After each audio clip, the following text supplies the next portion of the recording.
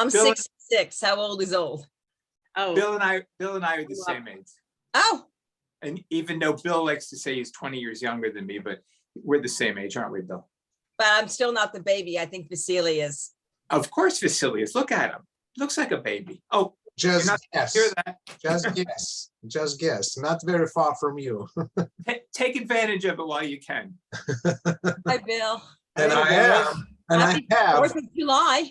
So we're all feeling Almost. old on the 3rd of July. We're all feeling old. Is that what's going on? we're not feeling old. I was just saying, I'm sure I'm the old lady in the group. I don't think so. I'm Feel 73. old, but just feel mature. I am the old lady in the group. I'm 74. Oh, well, you know, okay. Oh, I would never have said that. I wouldn't have said that either. So, and I would have been told to shut up if I did say it. So, you wouldn't have No, never never, to say Catherine. I would you not would have- never start at 74. That's not a good starting place.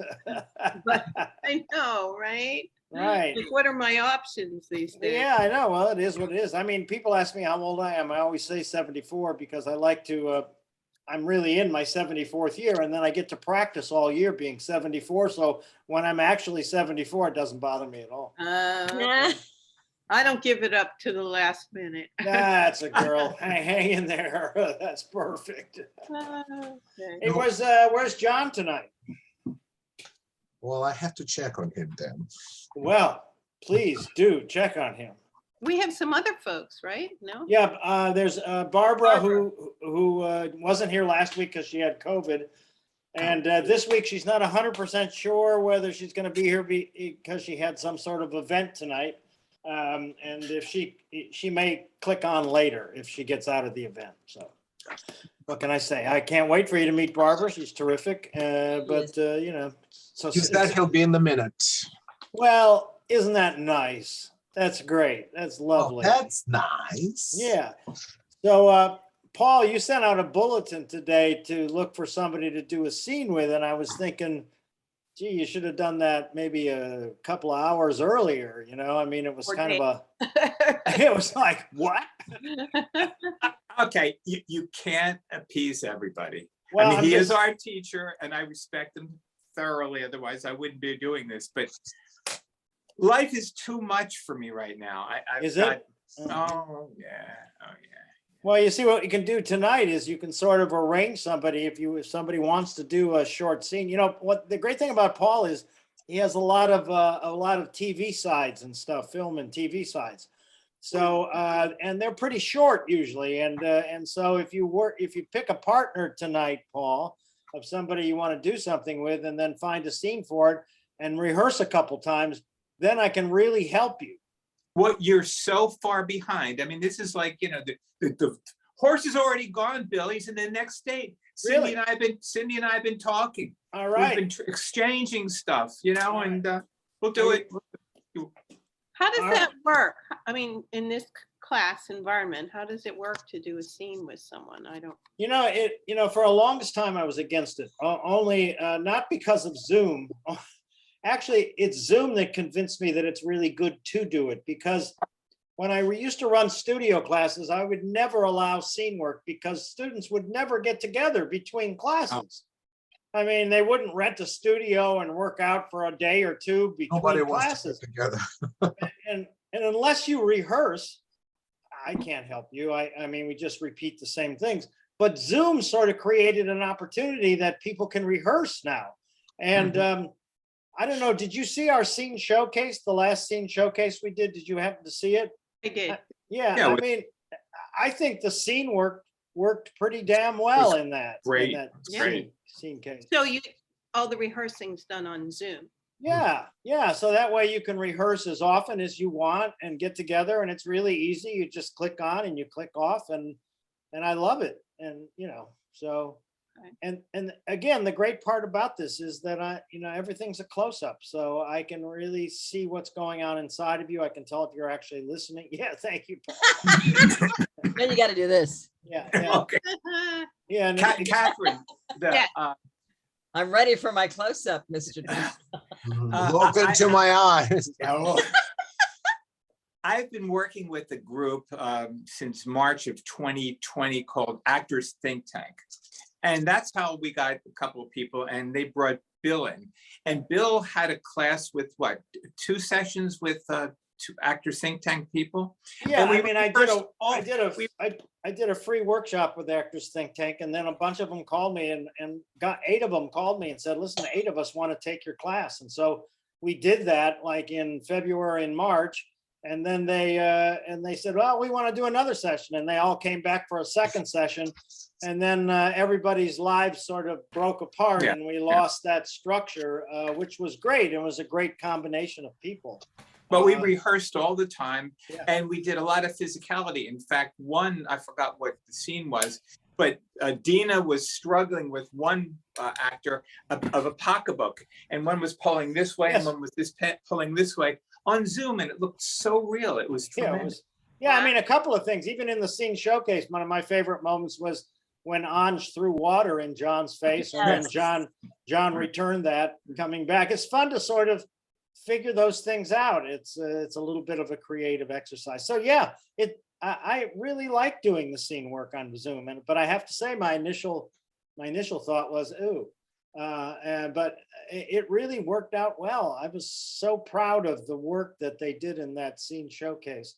And we'd worked for about 9 months on those scenes. I mean, Yeah. it was, the other thing that I love about it too is that we really took our time with it. We really got in some really deep work on each of the scenes instead of sort of skipping them over. I mean, it's a little bit like the work that Vasily and Cindy's been able to do on the Mhm. Torque song scene, because they've been running it for about 9 weeks now, and really when you think about that, that's in terms of a real rehearsal period, that's 9 rehearsals. That's, it seems like a long time you've been working on it, but it's really only 9 workout sessions plus the ones that they do to rehearse.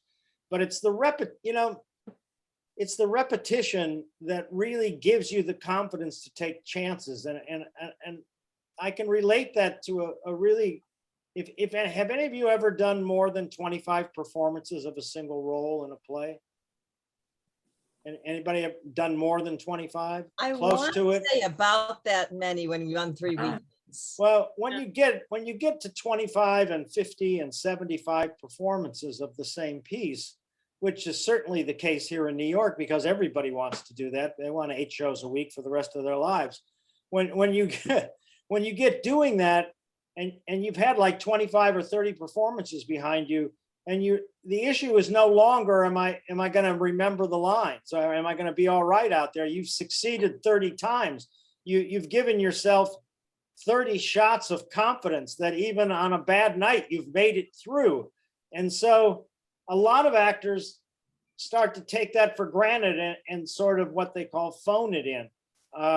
And the real joy of that situation is that now you know it so well, you can do what I want you to do. You can focus on things that are not directly involved with the scene. There you can focus on the emotion that's happening for the character that they have no control over. You can focus on different aspects of your performance because the issue is no longer am I going to be able to do it. I mean, because that's a part of every time we walk out on the stage for the first time in front of an audience, even for the most experienced performer. And sometimes even more experienced performers are more frightened, and it's just that aspect of getting past that sort of energy that really allows you to make connections that you've never done before. So I encourage you to, if you can ever get into a project where you're going to do a great deal of performances of that show, you should really try to do it. It's something. One I mean, oh. well, yeah, of course. Well, that's what we're all here for. I mean, but that's the sort of confidence it can give you, and it's emboldening, and also it can also put you to sleep too, depending on what kind of a performer you are. Really, I mean, sometimes so many actors I've seen after 25 performances, they think they're done, and they just keep repeating what they've already done, as opposed to taking that confidence. I mean, that confidence means my vision is no longer have blinders that keep me safe from seeing things that might fuck me up, right? Now my blinders through these performances have come off, and it's like, oh, look, there's a blue pen in the room. Oh my God, I never even knew that was there, you know? And it's those kind of revelations that can really open up new channels for your performance. So I don't know if you've ever heard me talk about that before, but multiple performances, repetition is the key. It's the same thing with auditioning. Somebody says, should I audition for this? I don't think I'm quite right for it. Yes, go audition for it. You're not the judge of being right or wrong. You're the person who wants to go out and work out where it matters, because that when you work out when it matters, then you really find out what your weaknesses are. You know, that all of a sudden you forget everything that I've ever told you in your life because you're in front of that one audition that you're having in the last 4 months. So the importance of that audition supersedes the idea that you're there to work your material out, to work out what you love in front of people who want to watch it. And true, there are higher stakes, but again, that's the key to learning, is always putting yourself in a higher stakes situation. You know, I mean, you got to, you know, if my friend Terry Twyman, who's a playwright, said, if you're not afraid, then you're just not doing anything worthwhile. You know, that fear factor is what really can motivate you. And that's the kind of situation that you should be looking for. So I just want, yeah, John? Glenda Jackson said that 2 years ago. She said, you should always be afraid. Yeah, always. I mean, what does it say about you if you're not? I'm so good, I don't need to be afraid. I'm so experienced, I don't need to be afraid. Well, if you're experienced, you know that the fear factor is what can make you brilliant. That's what fear can make you brilliant. I just had lunch with Austin Pendleton yesterday, and he told me about this story about John Gielgud in a performance that he went out and did a performance, and like really, I think it was Macbeth, because we were talking about Macbeth because Austin had just seen the production here in New York, but he was talking about John Gielgud playing Macbeth, and he said in the first scene he just totally screwed up, and after that it was the greatest performance he ever gave in his life after the opening scene, because he didn't punish himself for fucking up. He took what he fucked up with, he took that horrible feeling and engrossed it into the character and used it. Not unlike my good friend Jeffrey Posson, who played Cyrano for me in Memphis. This story's in my book, and it was in April, and it was hot in the theater, and during the last scene when Cyrano's fighting death, his nose literally started to decompose and hang off of his face during the scene when he's fighting death. And he was such a brilliant actor that he used the moment, you know, so he was fighting himself and he was fighting death. He fought the decomposition of his nose. He would take a swipe, turn, pull, come together, take another. And when he finished the performance, there was like this moment when nobody did anything, and then everybody just jumped out of their seats and started screaming, because they knew what hell he was going through on stage. But you know, when you're fighting death, it's really interesting to have a little hell going on with you, you know, because the thought of hell is a genuine part of death for a lot of people. So anyway, but yeah, that's great. So quickly, I know, John, what are you going to work on tonight? I have the 2 monologues from Prisoner on 2nd Avenue. Okay, super duper. And Vasily and Cindy, you're going to do another run of the 2 scenes from Yeah, and I want to try that monologue from the Torchstone trilogy, you know. Oh, good. Have you been working on it? On and off, but I just want to get back on the track with that and see, because it's been a while already and I haven't done that very long. Okay. And Paul, you're going to do that speech from the American president, is that right? That's correct. That's I started to read through it, and it just seems like fantasy land. Well, that's what American politics are even right now. Yeah. I thought this was appropriate at the right time, and it works. Have you worked at all on what we worked on last week on the drowsy chaperone at all? Not since last week, no. Okay. I wish you would, though. I wish you would continue with that. That's, again, Paul, what I want to do, and I'm only saying this because I want to help you more than anything. And I can help you to some extent when you're reading. I can help you to some extent, but not nearly to the degree that I can help you if you know something.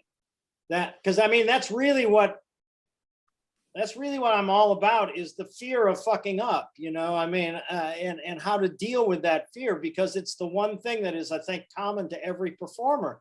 And I like you being a little bit afraid that you're going to forget your line. And when you're reading, that's obviously just not an issue. Well, that means I'm afraid of you, and that's what I'm really afraid of. You're afraid of me? Yeah. Oh, please, can you Yeah. elaborate on that? I would love to hear some No, more for about fucking up. No, I'm with you. I just have to get, I've got too much shit going on. And, you know, what I really need is to go away from my life and my family for a while and just relax. or work on a character. That's a great, you know, it's like a ticket without having to buy one. You get out of town in your own, whenever I'm overburdened, Paul, or depressed, which, you know, frequently happens, I immediately start to work on something. And it goes away. It just goes away. I don't know why, but it just diverts my mind into another world.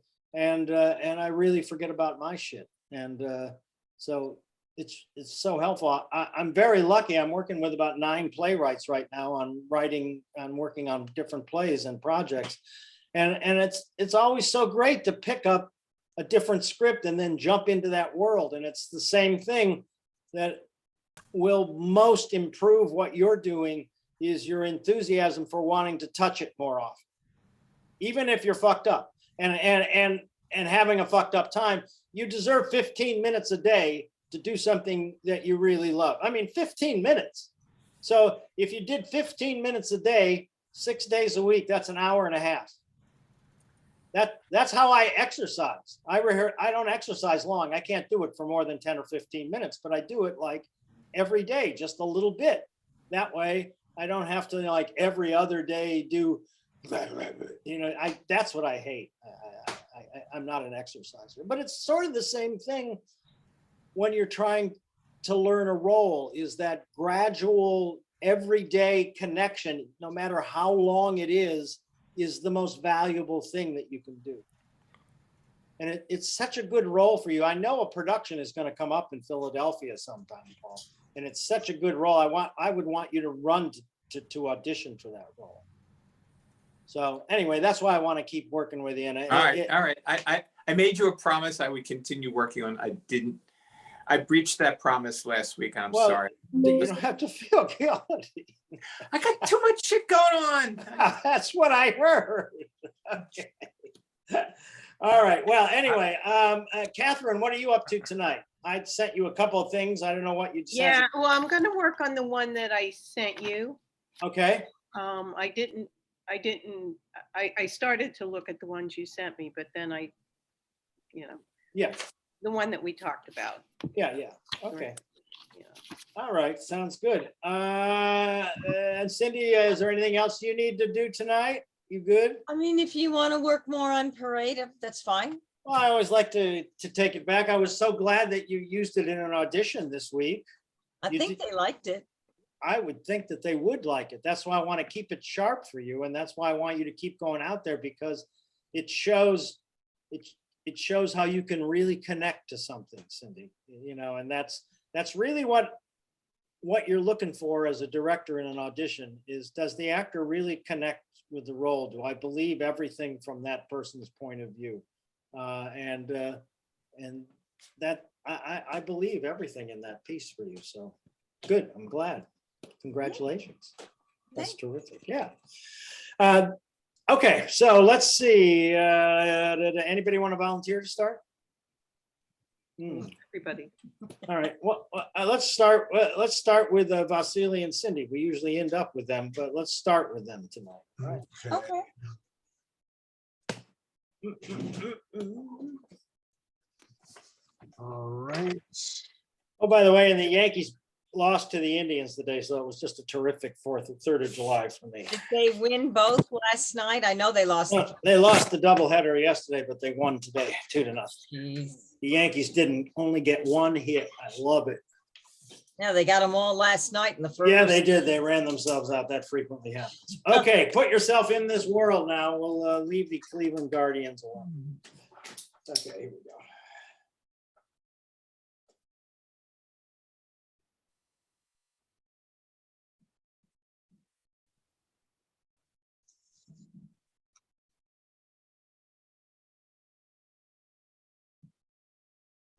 Round 2.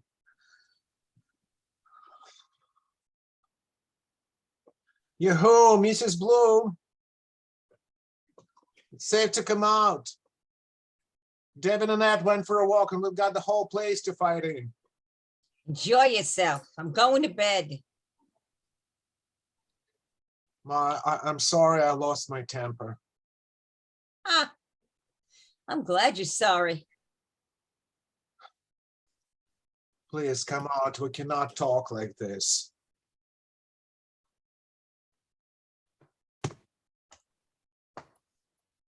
You don't want to talk. You want to fight.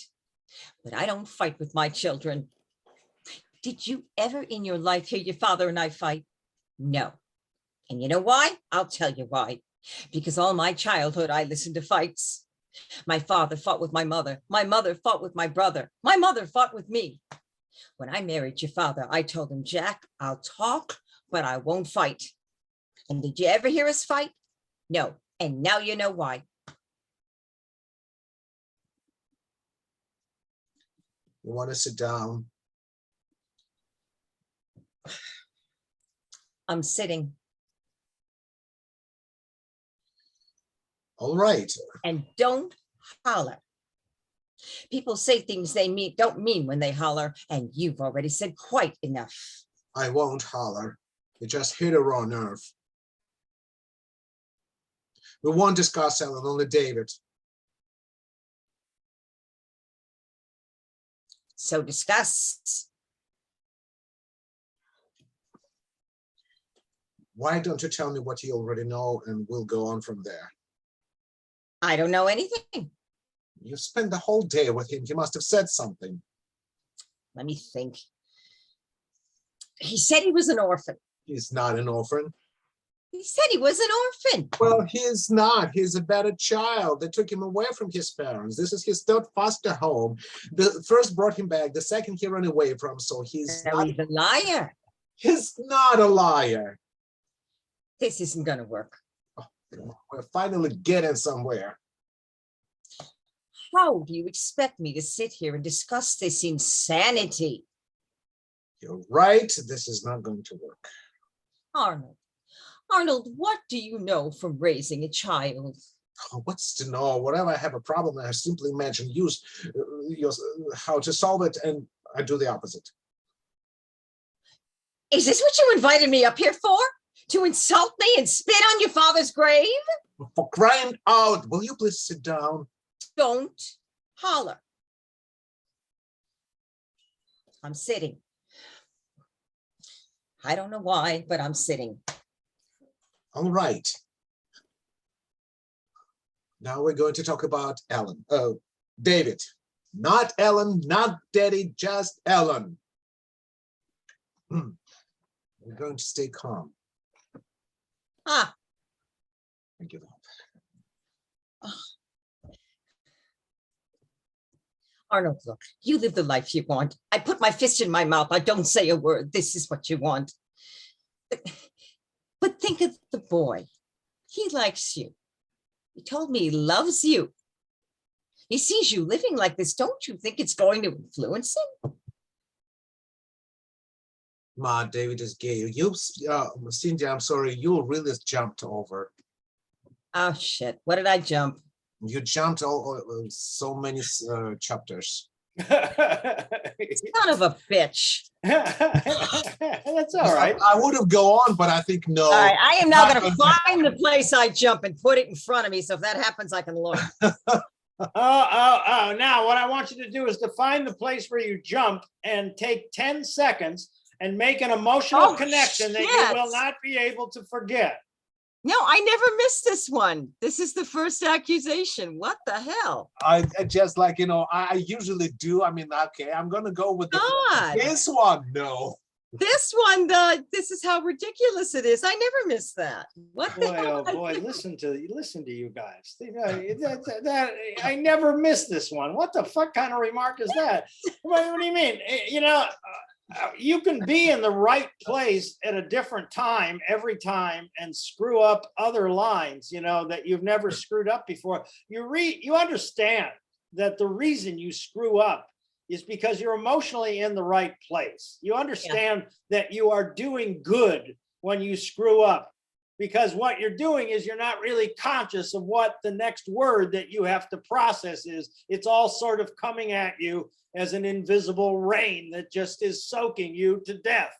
So what I'm saying to you is, if you're doing what I want you to do, you should be forgetting things in different places all the time.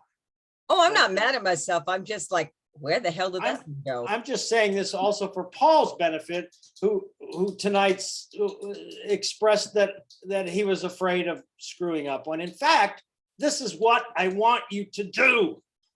This is what I want you to go out on the limb to do. So I'm going to give you guys a couple of notes from the very start of where we started this time. And this might also be the reason that, in fact, you stopped where you stopped. Anyway, Vasily, when you say it's safe to come out now, I want you to imagine the yelling match that just happened before, that sent her in the room to begin with, when you say that line, so that you're not just saying that line, you're saying that with the experience that was behind you. And actually, from your point of view, there could even be a little bit of humor in it because of the nature of the line. You're not saying, Mom, come on out, we can talk. You're saying, Mom, it's safe to come out now. All the people who were doing all the yelling are all gone now. You mean like some sort of a sarcasm in a way? Yeah, don't you think? Because what I'm always trying to get you to Well, do that is would be my pleasure. Yeah, well, thank you. But that's what I want you to do, is to always use what's happened before to set up what's going on. Mhm. Cindy, not this time, but next time we do this scene next week, we'll probably do it one more time next week. I want you to try to do something. I want you to put and this is just an example. I'm just using checkers as an example, like chess pieces or checkers pieces or something. So that when you do that first speech, I want you to come out with a handful of checkers and put them on the computer while you're doing the speech. So it's sort of metaphorical to the fact that you're picking up things around his house. And the focus then your total focus is not the speech, but it is the action of what you're doing while you're saying it. Okay. That'll be a fun game to The play. All right. cushions and things, right? Right. Yeah. Okay. Okay. Also, one of the things we talked about last week for you, Cindy, was when you had that line, "Let me think." Oh yeah, he was an orphan. I said it wrong, but I know you want to be, I don't want to think. Let me think. Didn't say it wrong. No, I said the wrong line. Well, whatever. Okay. Yeah. Anyway. Yeah. Also, the two of you, when you say this isn't going to work, can we just do that little moment once again before that? Give me 2 lines before that. Where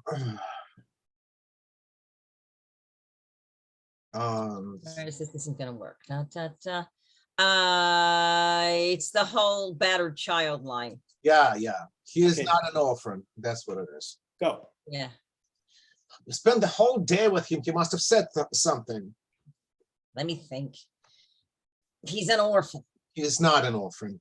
He said he was an orphan. Well, he's not. He's been a child. They took him away from his parents. This is his third foster home. The first he ran away from. The second here.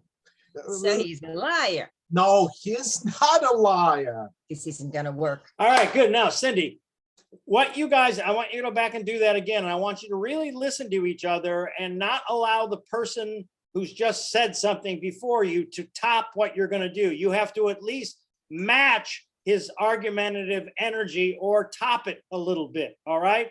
Because all of those things drive into the line. This isn't going to work. In other words, this isn't going to work has got to be the acme of all of those things coming together, right? All right, Okay. try that just once again, just to see if we can make that work. And you can go, this is, and then hold on to that energy. And because Vasily then says, his character then says, oh no, come on, we're just getting somewhere. And then you still hold on to that energy that you had when you say, how do you expect me to do? And then he goes, this isn't going to work. You see how that all ties together? We've never really nailed that. So let's go back and nail that. Listen to each other. Fuck up for me. All right, here we go. From the top or just from that? From just before that point. From just before that point. Yeah, he's not an orphan or somewhere where he started before. The Simple. better- You spend the whole day with him. He must have said something. Let me think. He's an orphan. He's not an orphan. He said he was an orphan. Well, he is not. He was a better child. They took him away from his parents. This is his third foster home. The first brought him back. The second he ran away And from. he's a liar. He's not a liar. This isn't gonna work. Oh, come on. We're finally getting somewhere. How do you expect me to sit here and discuss this insanity? You're right. This is not going to work. Isn't that more fun? Yeah.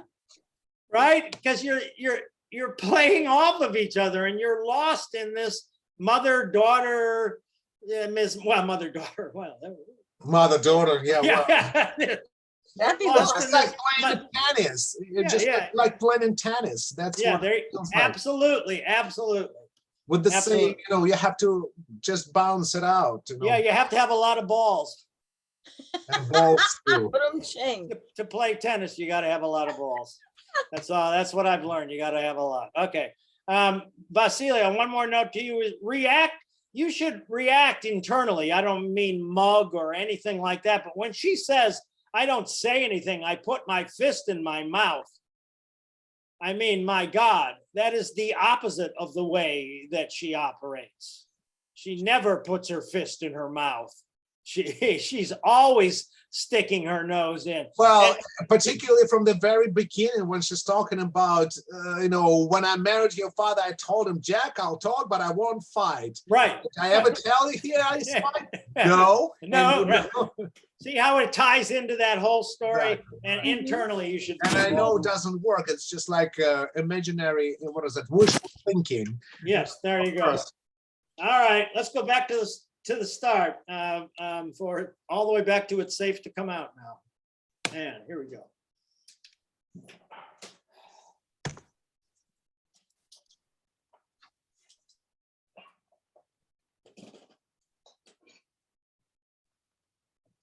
Round two. Yahoo, Mrs. Bloom. It's safe to come out. David and Ann went for a walk and we've got a whole place to fight in. Enjoy yourself. I'm going to bed. Ma, I'm sorry I lost my temper. Ha! I'm glad you're sorry. Oh, please come out here. We cannot talk like this.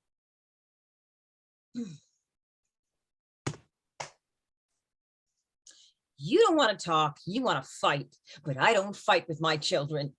Did you ever in your life hear your father and I fight? No. And you know why? I'll tell you why. Because my whole childhood, I listened to fights. My father fought with my mother. My mother fought with my brother. My mother fought with me. When I married your father, I told him, Jack, I'll talk, but I won't fight. And did you ever hear us fight? No. And now you know why. You want to sit down? I'm sitting. All right. And don't holler. People say things they don't mean when they holler, and you've already said quite enough. I won't holler. You just hit a wrong nerve. We won't discuss Ellen, only David.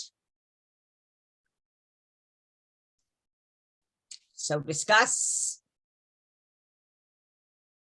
Why don't you tell me what you already know? We'll go on from there. I don't know anything. You spent the whole day with him. He must have said something. Let me think. He's an orphan. He is not an orphan. He said he was an orphan. Well, he is not. He's been a child. They took him away from his parents. This is his third foster home. The first brought him here. The second he ran away from. No, he's a liar. He's not a liar. This isn't gonna work. Oh, come on. We're finally getting somewhere. Arnold, how do you expect me to sit here and discuss this insanity? You're right. This is not going to work. Arnold, darling, open your eyes. Don't you see how ridiculous this is? I've been here less than a day. Already I've seen you let him miss school, hang out on the street, go out without dinner. Oh, this is a hardly typical day. You want to talk, you want to make excuses.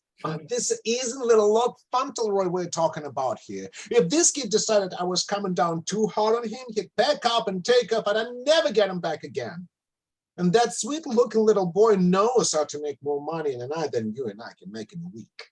So you let him run wild. No, but I don't beat him up either.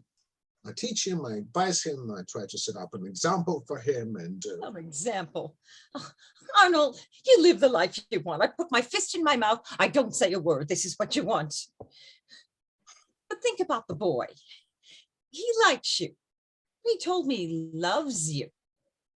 He sees you living like this. Don't you think it's going to affect him? Mark, David is gay. But he's only been here 6 months. Well, he came that way. No one comes that way. What an opening. But you, everything is a joke. Don't you understand? The whole purpose of placing him here was for him to grow up with a positive attitude about his homosexuality. That's it. I'm finished. The world has gone mad and I'm heading south for the summer. You make it very difficult to have an intelligent conversation. You want an intelligent conversation? Do what I do. Talk to yourself. It's the only way. You think it's easy for me? Look, my hands are shaking. I've been like this for days, knowing you'd be coming and we had to talk about this. Because you know I'd show you how wrong you were. No, I'm not wrong. Oh, no? Tell me something. How old was your friend Alan when you met him? 17. 17. 17, and you two were doing God knows what together. Now, tell me, how old is this son of yours? Well, I have no intention of sleeping with him if that's what you're driving at. Well, I have no intention of having a homosexual first son, so look where your intentions get you. Arnold, look, you're a good man, a sensitive man with a heart kind of horror like your father, and I try to love you for that and forget this, but you won't let me.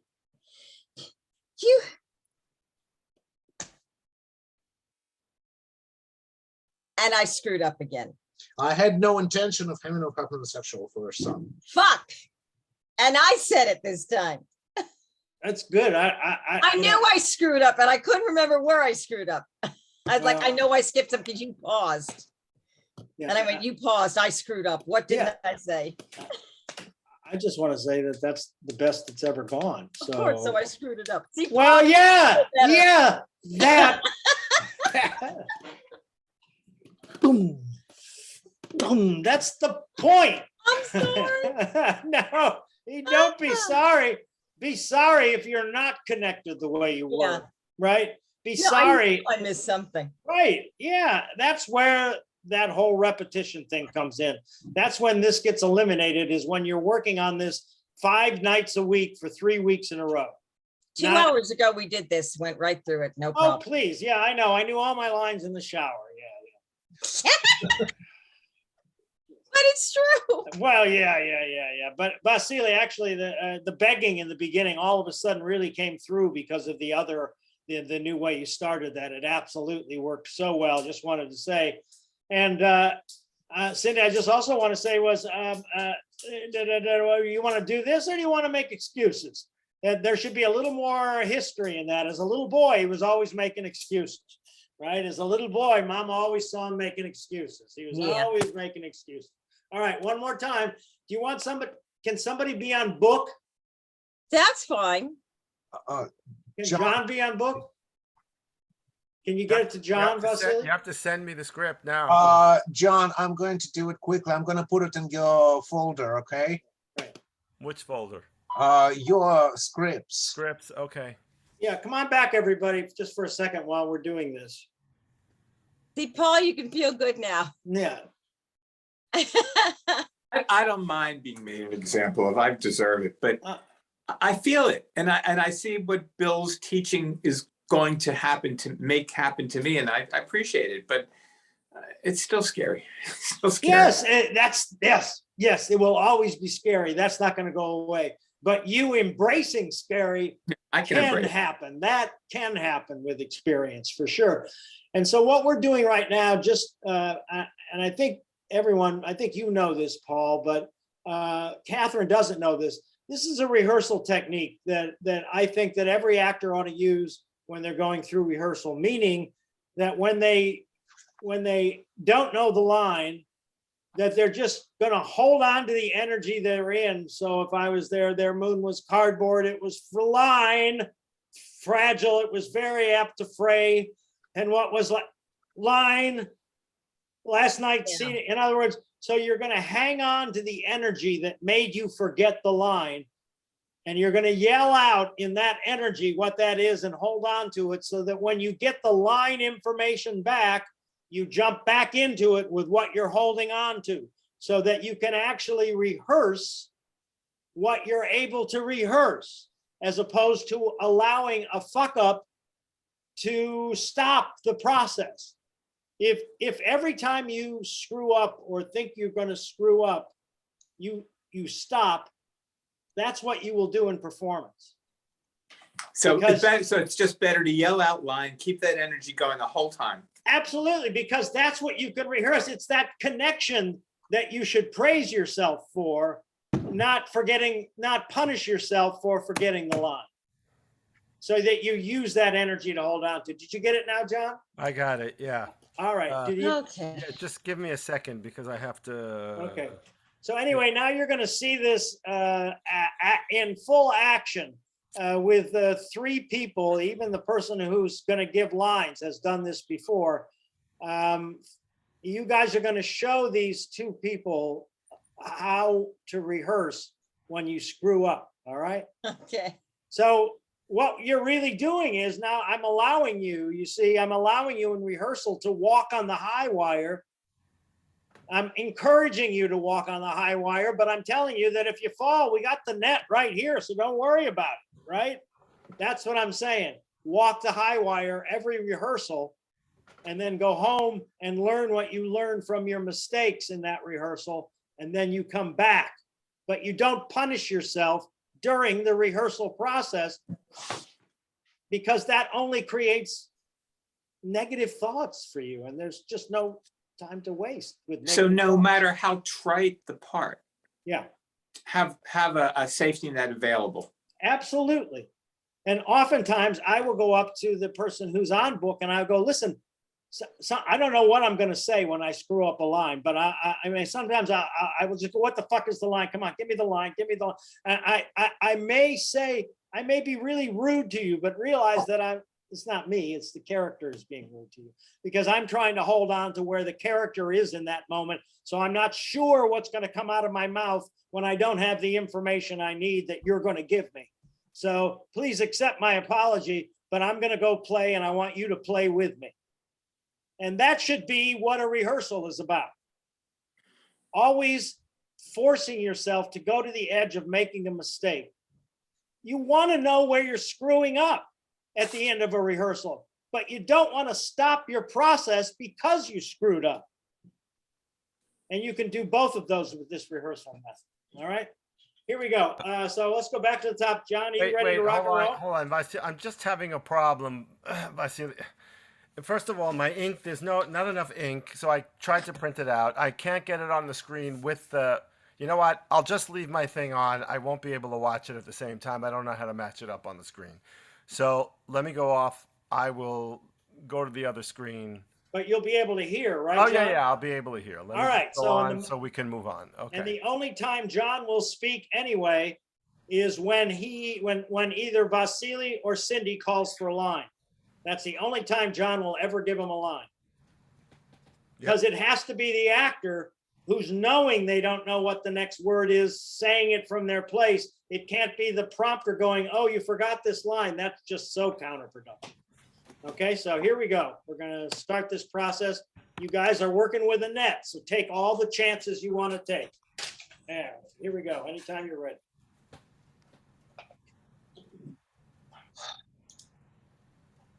John, you ready? Yeah, go ahead. Okay. Oh. Round 2.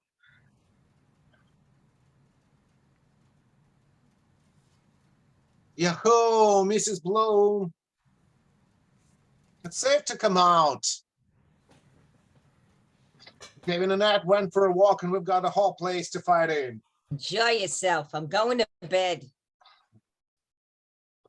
Ma, I'm sorry I lost my temper. Ha! I'm glad you're sorry. Please come out. We cannot talk like this.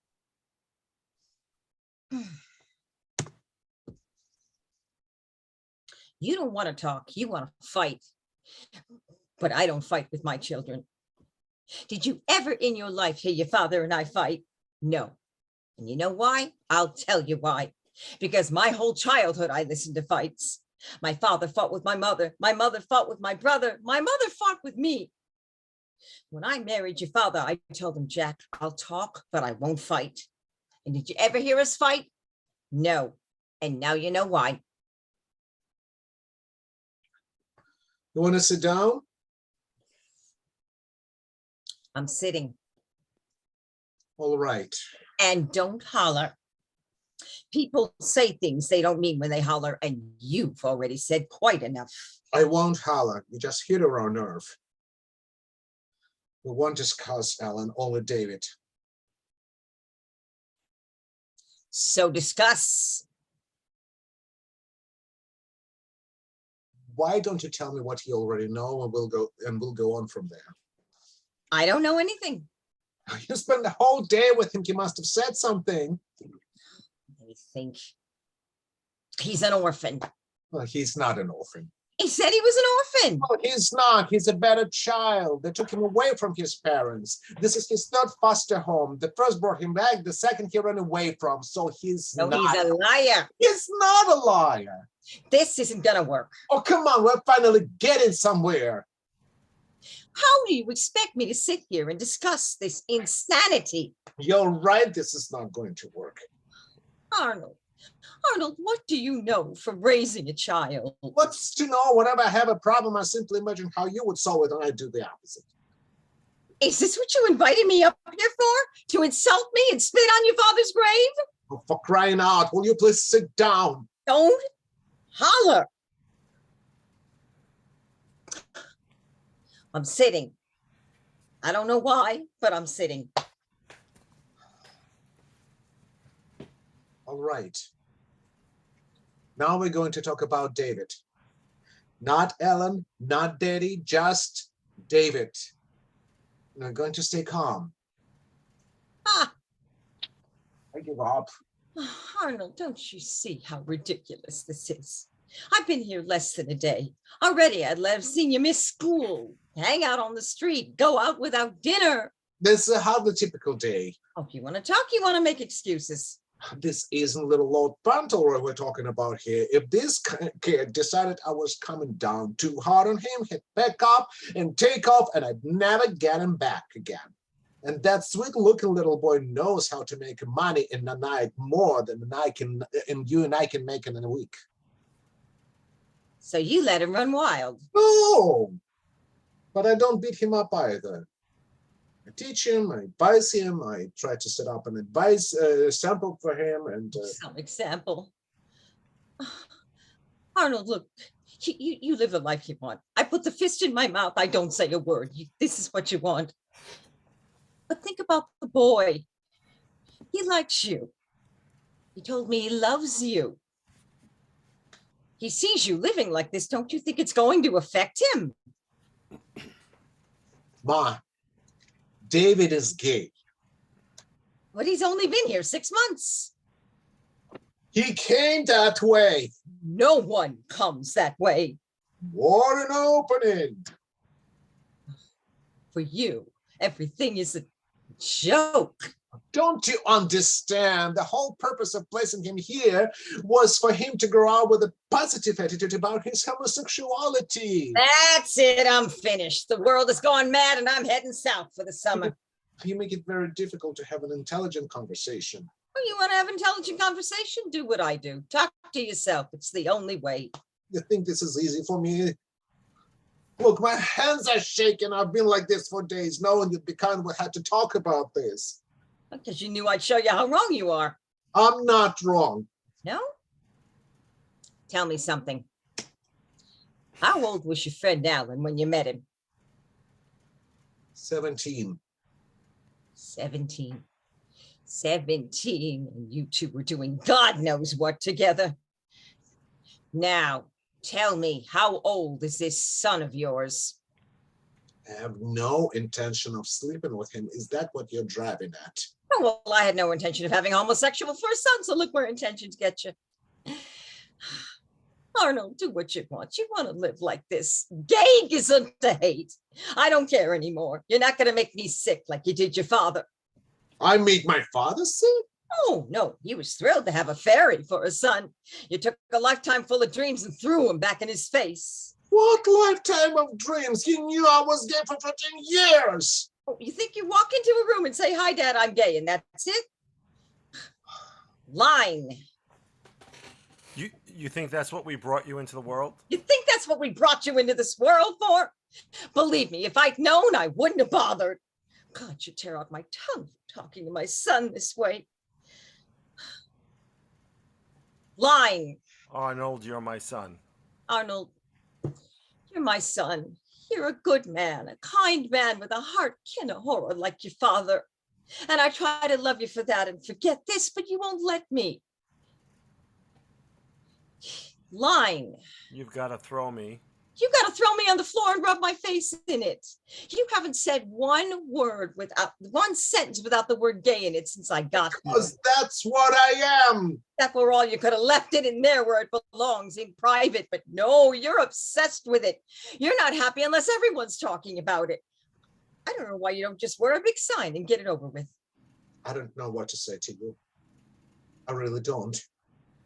I'm not trying to throw it in your face, but it is what I am, and it's not just a matter who I sleep with. Ma, try to imagine the world the other way around. Imagine that every book, magazine, movie, TV show, newspaper, commercial, billboard told you that you should be a homosexual, but you know you're not. And you know that for you, this is right. Arnold, stop. You're talking crazy here. You know what? It's crazy that after all these years, I'm still here justifying my life. That's what it's crazy. You call this a life? This is a sickness. But this is what you've chosen for yourself. Ma, look, I'm gay. I don't know why. I don't think anyone does, but that's what I am. For as far as back as I can remember, back before I knew I was different or wrong. You haven't heard a word I've said. I know you'd rather I was straight, but I'm not. Would you also rather I had lied to you? My friends all think I'm crazy for telling you. They'd never dream of telling their parents. Instead, they cut their parents out of their life. And parents wonder, why are my children so distant? Is that what you'd rather? It doesn't have to be our every conversation either. You want a part of my life? I'm not going to edit out things you don't like. Can we end this conversation? No, there is one more thing you've got to understand. You made a fun of my crocheting before. You think it's a cute little feminine thing I do. Well, let me tell you something. I've taught myself to sew, cook, fix plumbing, do textile, build furniture. I can even pat myself on the back when necessary. Also, I don't have to ask anyone for anything. There is nothing I need from anyone except love and respect. And anyone who cannot give me those two things got no place in my life.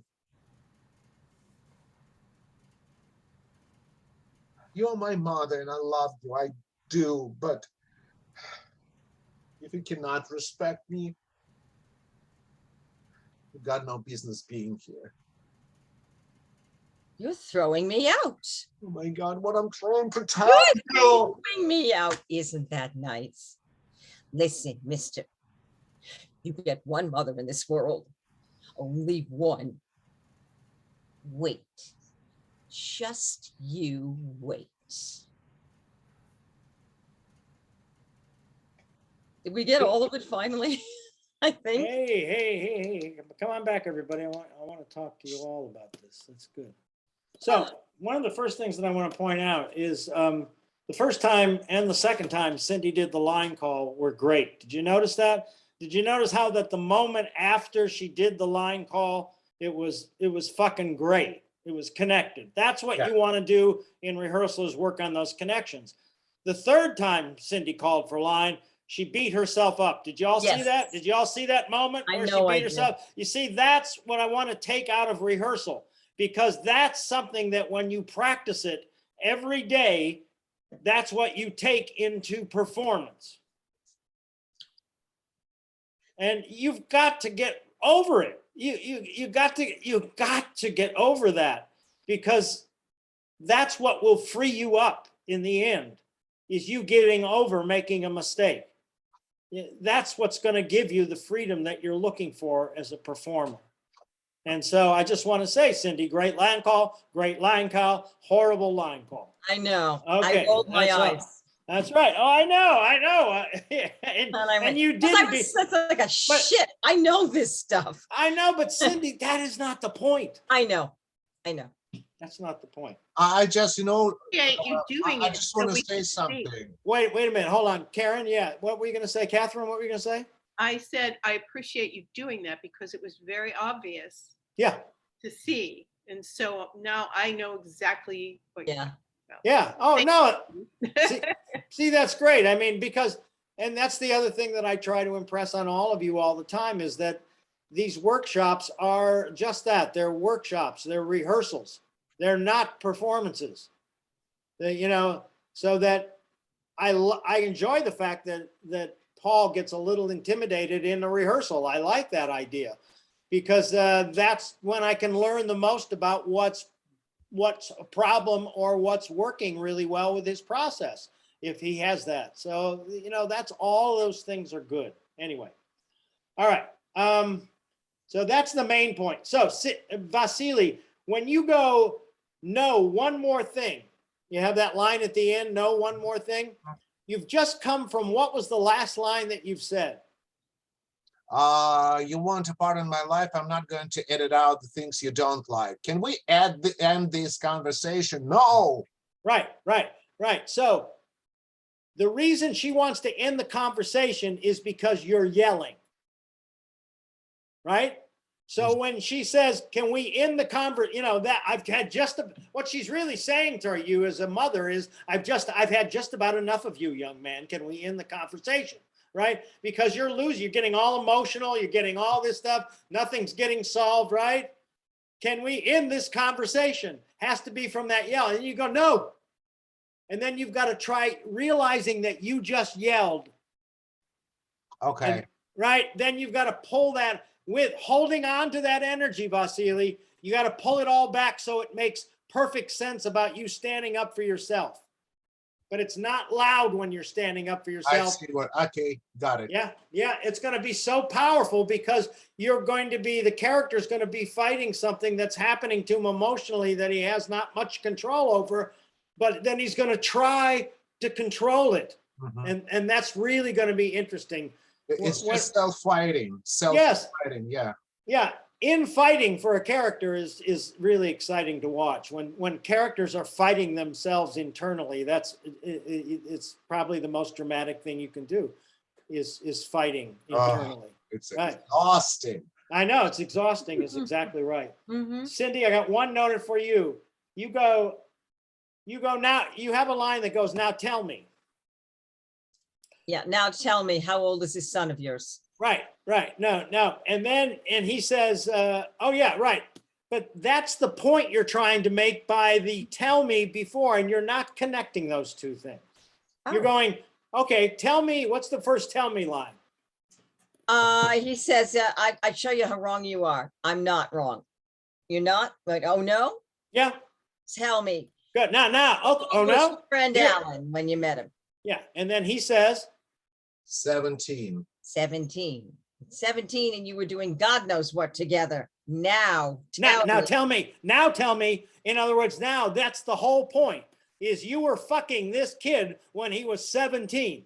And now tell me, how old is this kid you're seeing right now? Yeah. You see, those two things have got to connect. Oh, okay, I didn't read it Mommy's enough. using those. It's a little bit of a police technique, but she's using it very well. Investigation in a way, yeah. Yeah, well, I think the police learned their techniques from Jewish mothers. So, you know, I think this is highly probable. Anyway, all right. So that was a really informative exercise, I think, for not only for you guys, for the two of you to remind you, but for everybody else as well. So I'll probably come back to you a little bit later, but I'm going to go to somebody else because we really spent a little more time than we thought we were going to spend on that. But Yeah. that I think was the most valuable time we spent, because that's what I want you to do into rehearsal. That's how I want you to rehearse. And I promise you, if you practice that way, that's what you will take into the serious situations. But you need a lot of practice of doing that. Anyway, good. All right, so let's go to Catherine. Let's go to Catherine. All right, that good for you, dear? So this monologue, tell them what this is from, Catherine. It's from a play called The Swan Play. I actually got it out of a book of monologues, and there's a monologue preceding it that gives us a clue what the play is about. And I was going to get the play, but it sounds like a really weird play, so I decided not to, and to use my own interpretation of this. So. All right. Okay. Well, let's see. Let's let you run through it once, and then we'll talk about it in play. Because I saw you do it once. You did it once, and you sent the video to me, right? Right. I saw you go through it. Good. And I have some comments about that video, but I'm going to have you do this, do it tonight, just based on, because something, you know, that you've already observed may have sunk in. So actually, the video was not the whole thing, so I'll do the whole thing. All right, sure, absolutely. This is your time. Use it your own way. All right, here we go.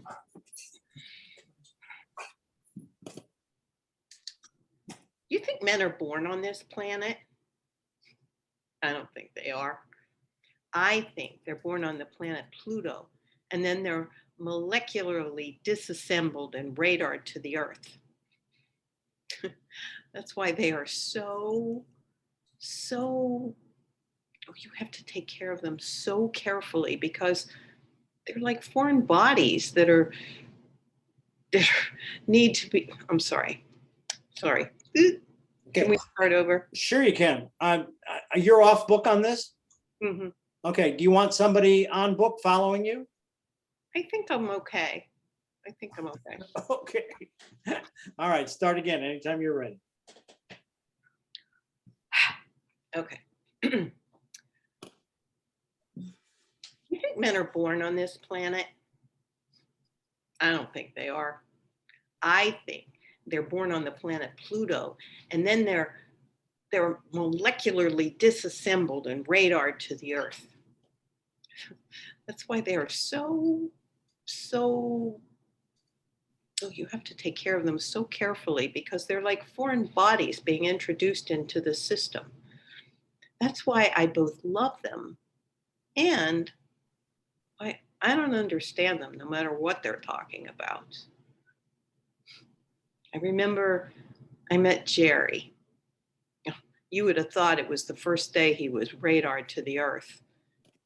There was something about Jerry, something tender and baby-like he needed more time to be introduced to the ecosystem. Jerry was always talking to himself. What is love? Why do we do it? 2 days after we got married, he he went into the woods and he shot himself. The whole thing didn't exactly inspire my confidence. Dwayne inspired my confidence. Dwayne breathed life back into that molecular part of me, that piece of shrapnel that I've come to regard as my heart. I took one look at Dwayne and I said, here's a man who doesn't ask questions and he doesn't own a gun. I thought, perfect. How could I go wrong? So I told him I loved him and that I loved myself. And Dwayne said, how could you possibly love me if you don't love the world? Love the world, I said. I can barely get out of bed. 2 days later, he ran off. I was joking. That's it. That's it. Okay. All right. So a couple of things I want to ask you first. Why did you pick this? And what do you want? Do you want to do anything with it? Do you want to make an audition piece? I was looking for some material. Actually, I was so inspired after our class last week, and I was going to Polaris the next night. Uh-huh. And so I wanted something to work on in the class. And so I found this, and I took it to class, and because I said, I don't know if I'm ever going to do this again. And they were all like, oh, they really liked it. And so Yeah. that's why I thought. Okay, good. All right. I can work with that. That's good. So I want to discuss your husband who shot himself first. Mhm. Okay. How long ago was it that he shot himself? Mm. See, that's a decision that the play will tell you, right? So, and it's really important to know this, because when tragic things happen to us in life, if they've happened a long time ago, we talk about them a lot different than if they happened like even a month ago or a couple of weeks ago, or even maybe a year ago. But if it happened 10 years ago, which it kind of sounds like it must have, like it was first love, it was a big mistake, he ended up killing it, so let's make the decision that it was years ago, years and years ago, so much so that you're not emotionally affected by it anymore. It's something that happened to you. It's a horrible thing, because really what you're really trying to talk to me about is how the fact that you can't rely on any man. Really, isn't that really basically Right. Well, exactly. Like part of the one thing I did glean from the what I read in the previous monologue is she desperately doesn't want to be alone. Mhm. But she's apparently been married a few times, had relationships, and everybody leaves. Yeah. And so that's one way or another. Yeah. everybody. So, and she really doesn't want to be alone. And so, Yeah. I mean, really, the truth of suicide is the person who kills themselves really has it easy. I mean, really, their troubles are over. What they perceived as their troubles are gone. But the troubles that they leave behind they can't be calculated, because they move on from generation to generation, through families, through relationships. They keep on going. So I want you to start out like you have been married many times, and you have known many men, and none of them have ever worked out. And now you know the reason why. And you're going to tell me the reason why. What's the opening line? do you think men are born on this planet? Yeah. And then the answer to that rhetorical question is, I don't think they are. I think they're born on the planet Pluto. yeah, I don't think they are. I think they're born on the planet Pluto. Because that's the only thing that will explain a man's behavior. And then you go into your first husband, right? Mm-hmm. All right. And that is an example of the fact that he was born on Pluto. You understand the example it has to modify the point of view.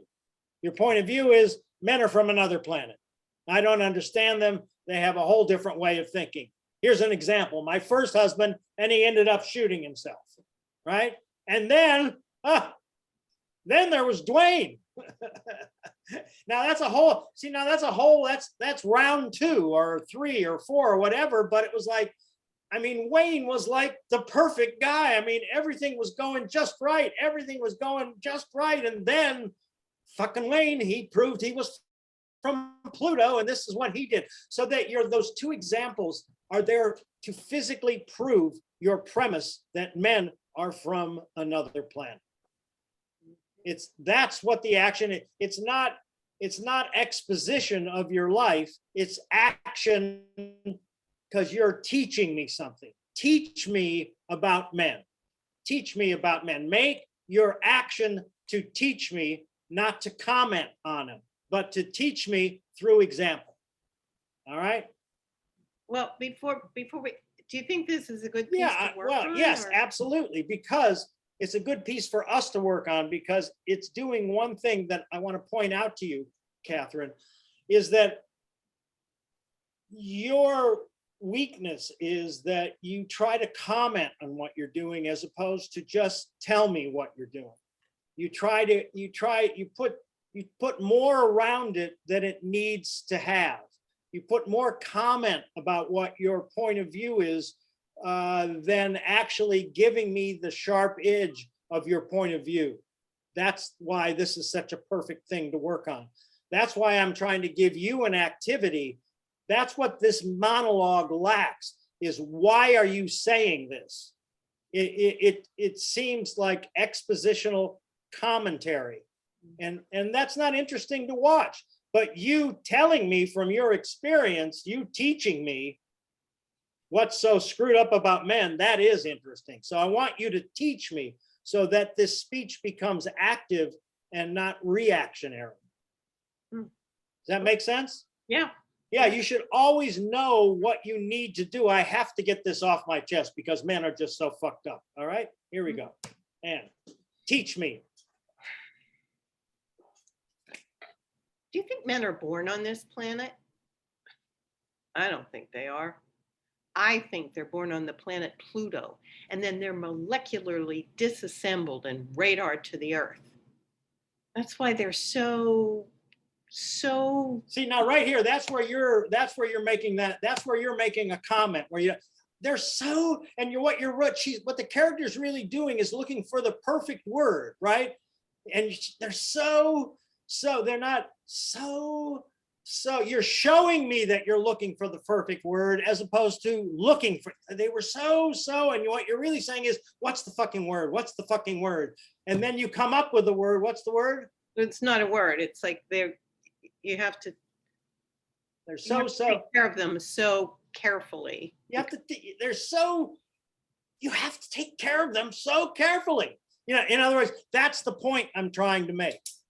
Mm-hmm. All right, make me a point. Teach me. Start it again. That's great, because you know about men. You think men are from this planet? No fucking way. And here we go. Do you think men are born on this planet? I don't think they are. I think they're born on the planet Pluto, and then they're molecularly disassembled and radared to the Earth. That's why they're so, you have to take care of them so carefully, because they're like foreign bodies that are being introduced into the system. I remember when I met Jerry it was like it was his first day being. All right, now all you need to really say is that in the transition, that was great. That was really, you'll see the difference in the playback. It's so great. And when you say, I remember when I met Jerry, it's like, okay, here's a perfect example of what I remember when I met Jerry. So, but your thought has got to be, okay, here's a perfect example of what I'm talking about, right? And when we get to Dwayne, it's like, oh, and now wait till you hear this example. And then there was Dwayne, right? So that you're really setting up using the example to prove your point. Start it again, keep teaching me, and use specific examples to prove your teachings. Man, here we go. Do you think men are born on this planet? I don't think they are. I think they're born on the planet Pluto, and then they're molecularly disassembled and radared to the Earth. That's why they're so you have to take care of them so carefully because they're like foreign bodies that are being introduced back into the system. That's why I love them and why I don't understand them no matter what they're talking about. I remember I met Jerry. Oh, you would have thought it was his first day after being radared to the Earth. There was something about Jerry, something tender and baby-like. Like he needed more time to adjust to the ecosystem. He was always talking to himself. What is love? Why do we do it? Good. All right. Now I want to go back. All right. So that was really great, right up until we got to what's his name? Jerry, is that right? Yeah. Right up until we got Jerry, it was absolutely great. Now, you use start with the Jerry beat. Give me the lines of the Jerry beat. I remember I met Jerry. Yeah, I remember I met Jerry. Okay, here's a perfect example. I remember I met Jerry. Keep going. You would have thought it was the first day after he'd been radared to the Earth. Good. So now you see how it goes back to your basic premise that all men are from Pluto. Mm-hmm. Right? So that you have to use that to modify your premise. Right? Oh, you would have thought he was like the first day. You know, I mean, it's like based on my premise, he just got to Earth this day because he hadn't learned all of this shit yet. That's right. Okay, here we go. Let's try that. So let's take it from. I remember Jerry. I remember when I met Jerry. Yeah. And actually, just say to me, here's a perfect example. I remember when I met Jerry. Here's a perfect example. I remember when I met Jerry. You'd have thought it was the first day after he'd been radared to the Earth. Like he needed more time to adjust to the ecosystem. Jerry was always, there was something tender about him, something baby-like. Oh, I'm sorry, I screwed that up. No, you know why? And I want to say, can you tell me why you're screwing up? It's because you learned it another way, and now I'm forcing you to think in a completely different manner. And Right. So the words don't come the way you learned them. Right. Right? Exactly. Okay, so don't beat yourself up from that. You're just going through a learning period that is working really well, and then you just hit a wall and you stop and you go back again. So let's start again. Here's a perfect example of what I'm talking about. Okay, here we go. Hey, when I met, Here's a perfect example. I remember when I met Jerry. You would have thought it was the first day after he'd been radared to the Earth. There was something special about Jerry, something tender, baby-like. Like he needed more time to adjust to the ecosystem. Jerry was always talking to himself. What is love? Why do we do it? you see what you're doing there is you're commenting on it, and you'll see this in the playback. What was Jerry always doing? Tell me, what was he always doing? Talking to himself. Yeah, what else? What is love? What is love? Why is this there? Why is this there? Right? That's what you want to stick to because you're trying to prove a point to me. You're not trying to take me back and make comments about it. You've experienced it and you're teaching me this. So here, give me the perfect example again. Yeah. Here's a perfect example. I remember when I met Jerry.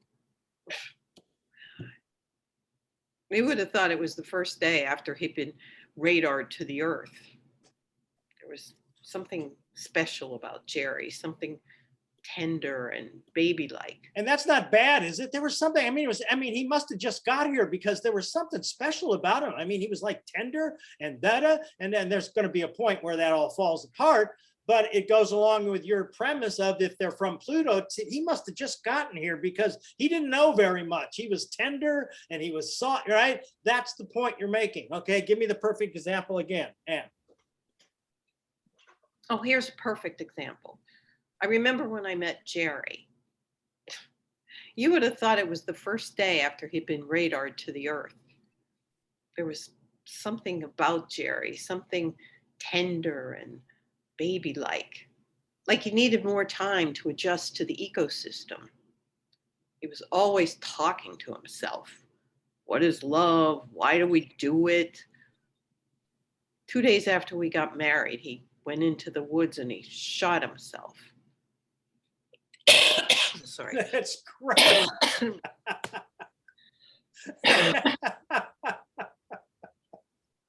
That is great.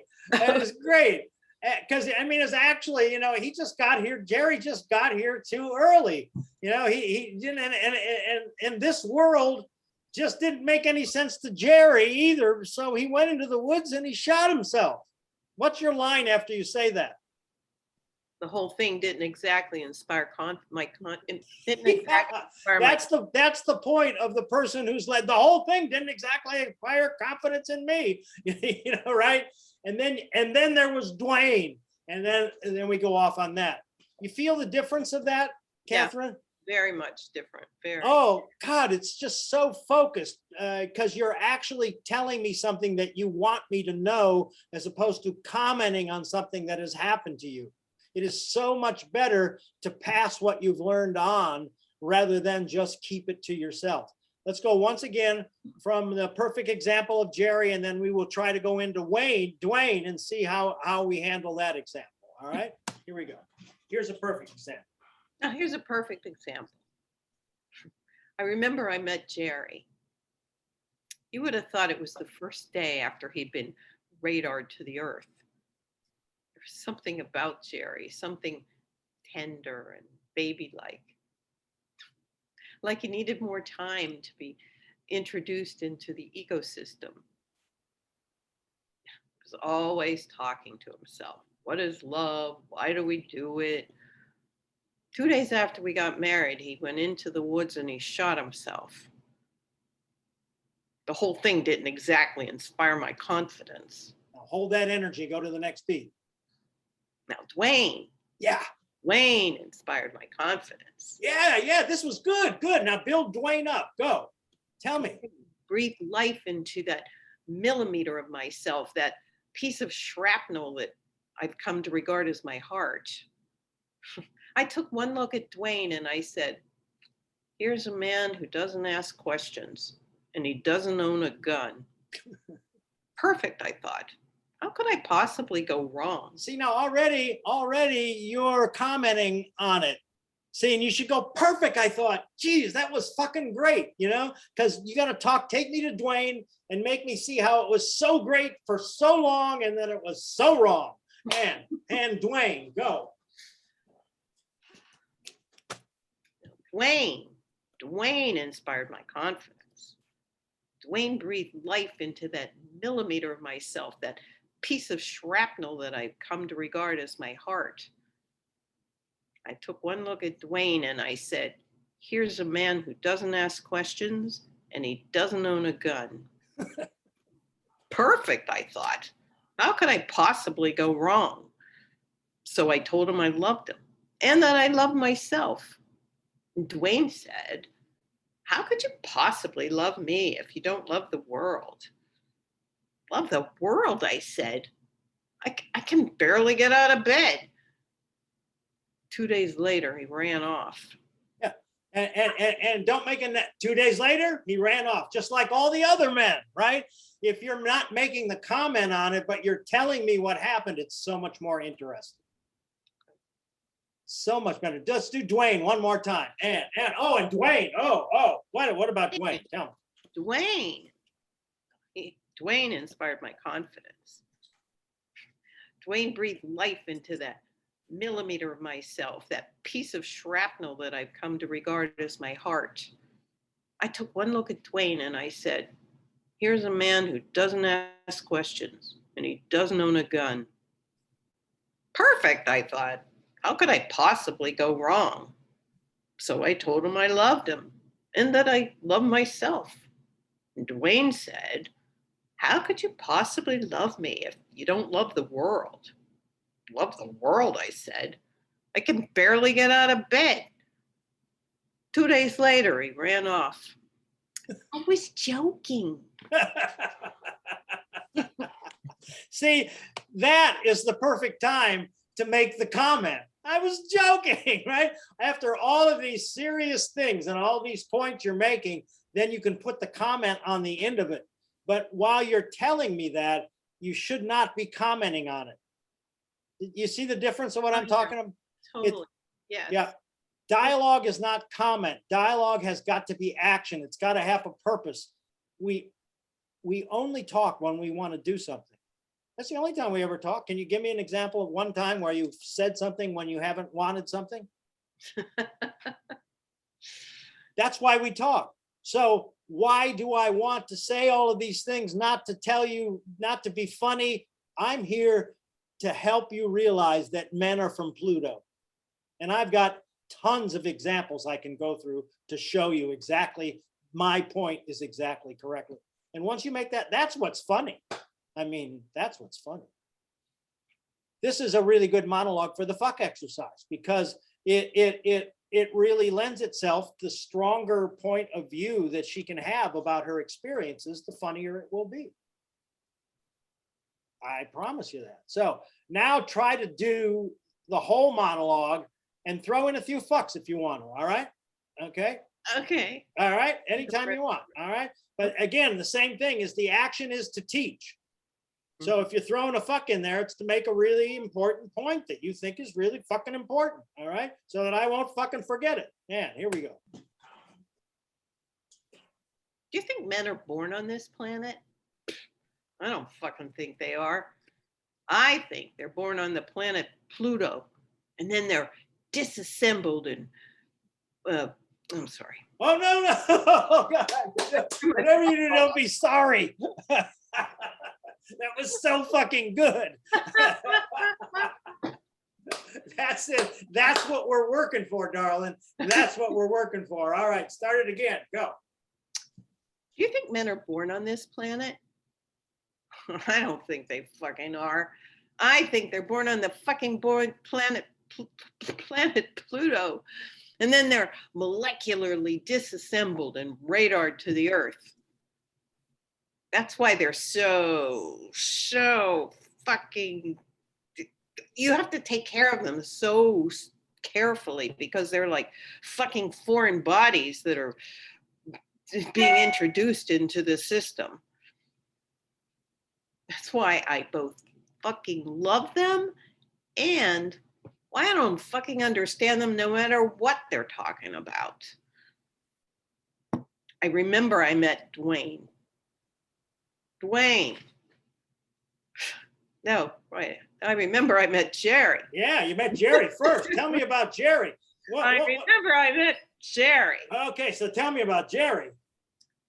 You would have thought it was the first fucking day after he'd been radared to the earth. There was something about Jerry, something tender and baby-like. Like he needed more fucking time to be introduced into the system. Yeah. Jerry was always fucking talking to himself. What is love? Why do we do it? 2 days after we got married, he fucking went out to the woods and he fucking shot himself. The whole fucking thing didn't exactly inspire my confidence. No, Dwayne. Oh, Dwayne. Okay, this new. Oh, it's like he have an epiphany. Oh, and Dwayne. Oh, Jesus Christ. Okay, go. And Dwayne inspired my confidence. Dwayne breathed life into that fucking little millimeter of myself, that little piece of fucking shrapnel that I've come to regard as my heart. I took one look at Dwayne and I said, here's a man who doesn't ask questions and he doesn't own a fucking gun. Yeah. Line. yeah, there you go. That's all right. That's all right. The experiment is over. That's exactly right. I can't wait for you to watch the progression of what's happened to you in this piece, because now this piece is about something and it has an activity. and it's great. And it is a really good piece for you, and you should continue to work on it. That's what I want you to work on. I want you to make all of those fucks sub-vocalized next week, and I want you to really focus on trying to teach me something that only you can teach me through the experiences that you've had. That's activity. That's really exciting. I mean, I would love to go to the theater to get taught those things every night. But I would not enjoy going to the theater to listen to you comment on things that happened in your life. That's the difference of what we've done with the piece from the beginning of tonight to the end. So take a look at that and watch the progression. Okay. Thank you. Come on back, everybody. Great, great, great, great. So they all see this progress. And anybody want to say anything?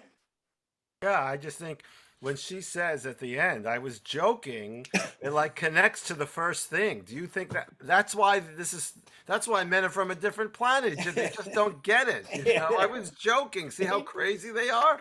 They just don't understand. Yeah.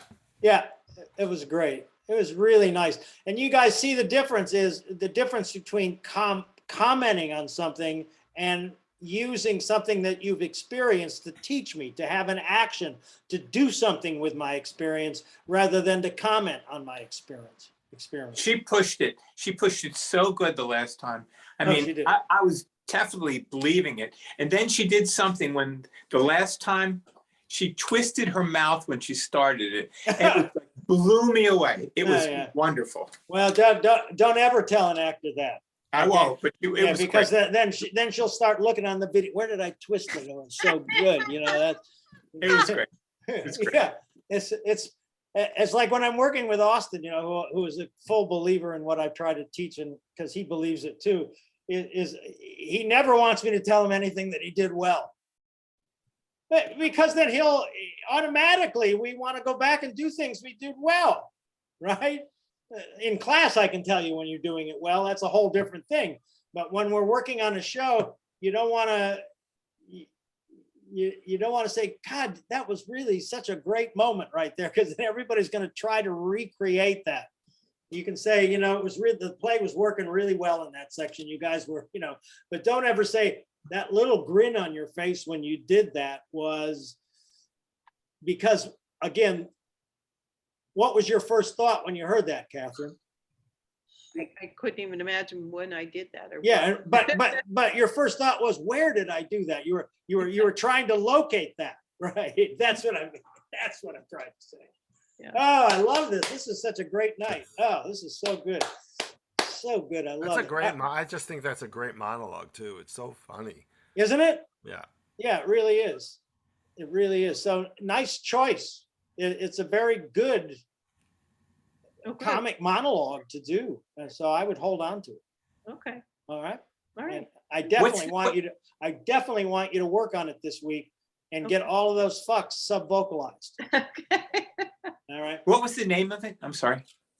It's from the Swan play. The Swan. And who's the playwright?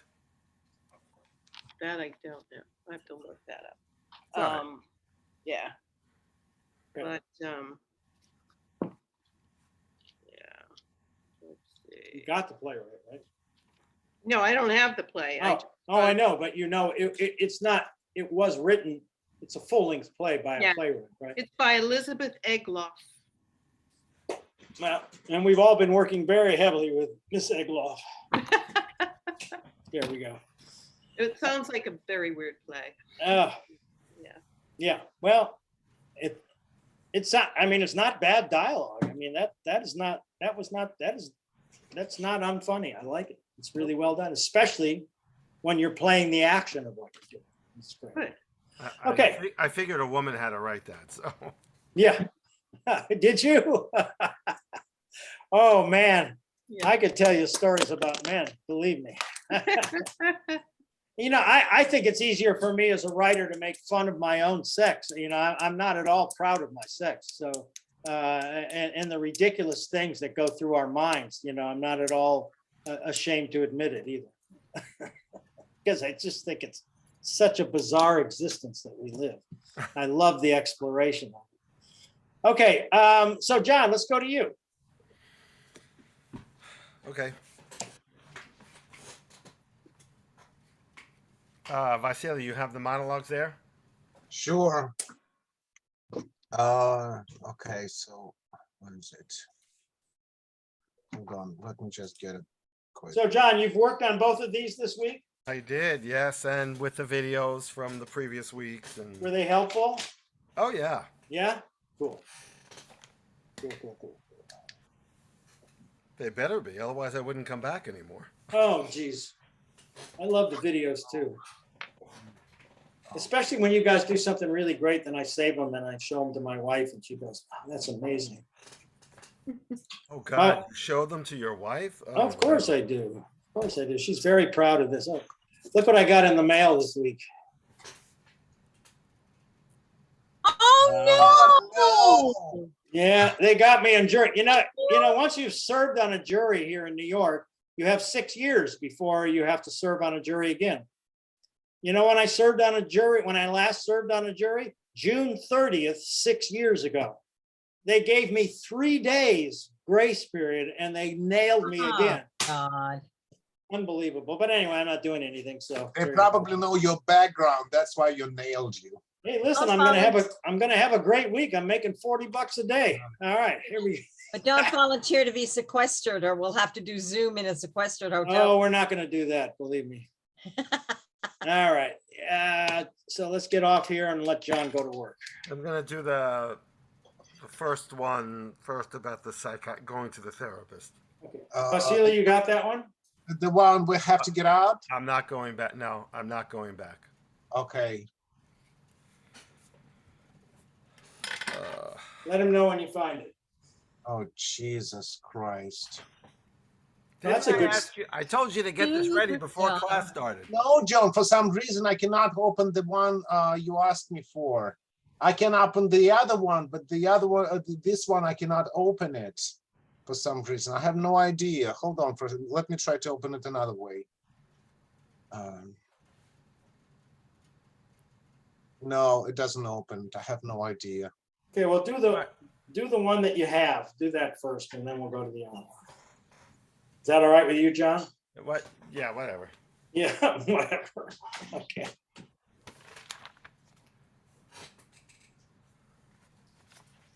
And Vasily, why don't you click off? Okay, sure. Yeah. Oh, God. John, do you have a hard copy of it that you can give him? I mean, you're in the same house, for God's sakes. I do. I'm upstairs. He'd have to come upstairs and get it. Good. Well, that's good. So, Vasily, why don't you come upstairs and get it? And John, you go. You start with this one, John, and wait till he's done, and then come on in and get it. And go back down. Okay. Here we go. Start with the second one. Yeah, the one. Oh, yeah. Start with the one that he has, and stay on book for that, Vasily. And then while I'm talking to him about it, you can come up and get the other one. He's already running upstairs. Okay. You can hear him, right? Yeah. Okay. This is right. This is the one you can't open, right? I'm not going back. That's the one you can't. Okay. Okay. He's got it. Uh-oh. All right. So convenient having you guys in the same house. Yeah, Yeah. it is. You said so much with that, John. And it's all on videotape. I love it. You could see the depth of that remark on the playback. There was so much, there was like a whole lifetime in that expression. It was great. Okay, I'm here. All right. Anytime you're ready, John, tell them which one you're going to start with. Let's do the. I'm not going back. Okay. Here we go.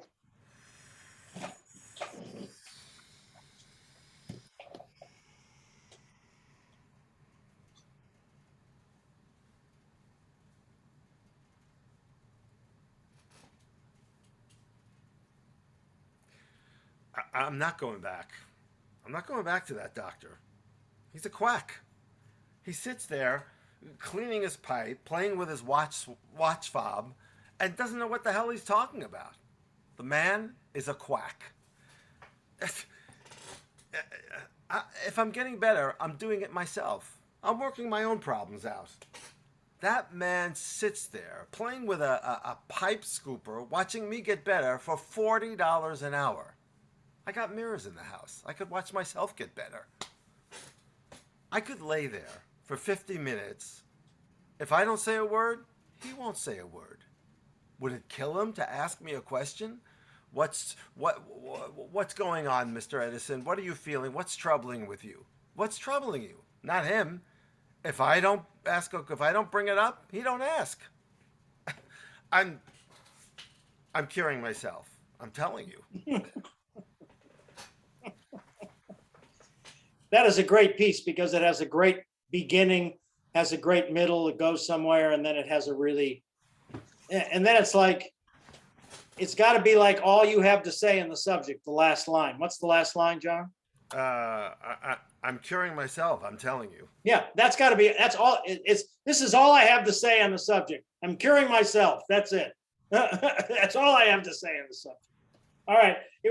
The start was a little shaky. So let's go back to the beginning, because once you got into it, it was a little bit better. Yeah. But why were you so shaky on the start?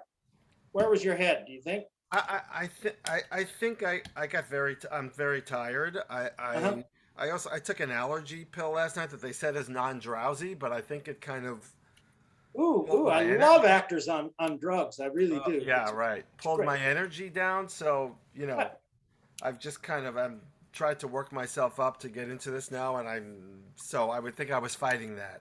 I told you the best performance I ever saw Toby give was the day after he got his COVID shot, and we did a reading of Vagabond that day, and he was never more emotional in his whole life. It was great. It was like the serum was pumping his emotions. Yeah. Okay, so the start, John, what's the very first line again? I'm not going back. I'm not going back to that doctor. Okay, so you started it looking down to your right and away, and then you sort of come back up and you started it, right? I want you to try to start it looking at Edna. It's like, I'm not going back.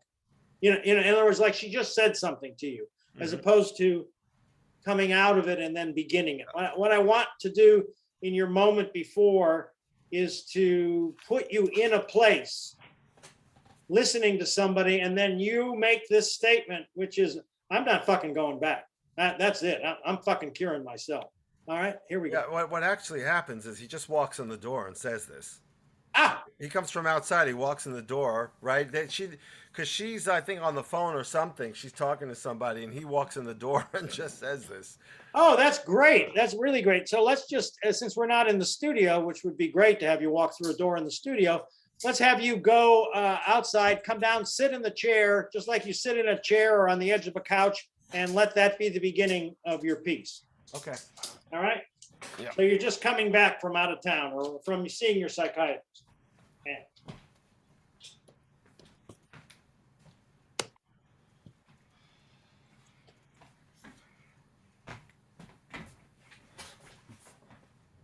I'm not going back. I'm not going back to that doctor. He's a quack. Line. He sits there. He sits there cleaning his pipe, playing with his watch fob, and doesn't know what the hell he's talking about. Line. The man is a quack. The man is a quack. If I'm getting better, I'm doing it myself. I'm working my own problems out. That man sits there cleaning, playing with a pipe scooper, watching me get better for $40 an hour. I got mirrors in the house. I could watch myself get better. Line. I could lay there for 50 minutes. I could lay there for 50 minutes. If I don't say a word, he won't say a word. Would it kill him to ask me a question? What's wrong, Mr. Edison? What are you thinking about? Not him. If I don't bring it up, he won't ask. I'm curing myself. I'm telling you. Okay, good, John. Good. What's the do the very beginning for me again? The very first line. It was so much better with you just coming down and sitting and plopping down and starting. Didn't that feel better? It was. Yeah. Right. Go from I'm doing it myself again. From the very beginning. Just start the very beginning. I'm not going back. I'm not going back to that doctor. He's a quack. He sits there. He sits there cleaning his pipe, playing with his watch fob, and doesn't know what the hell he's talking about.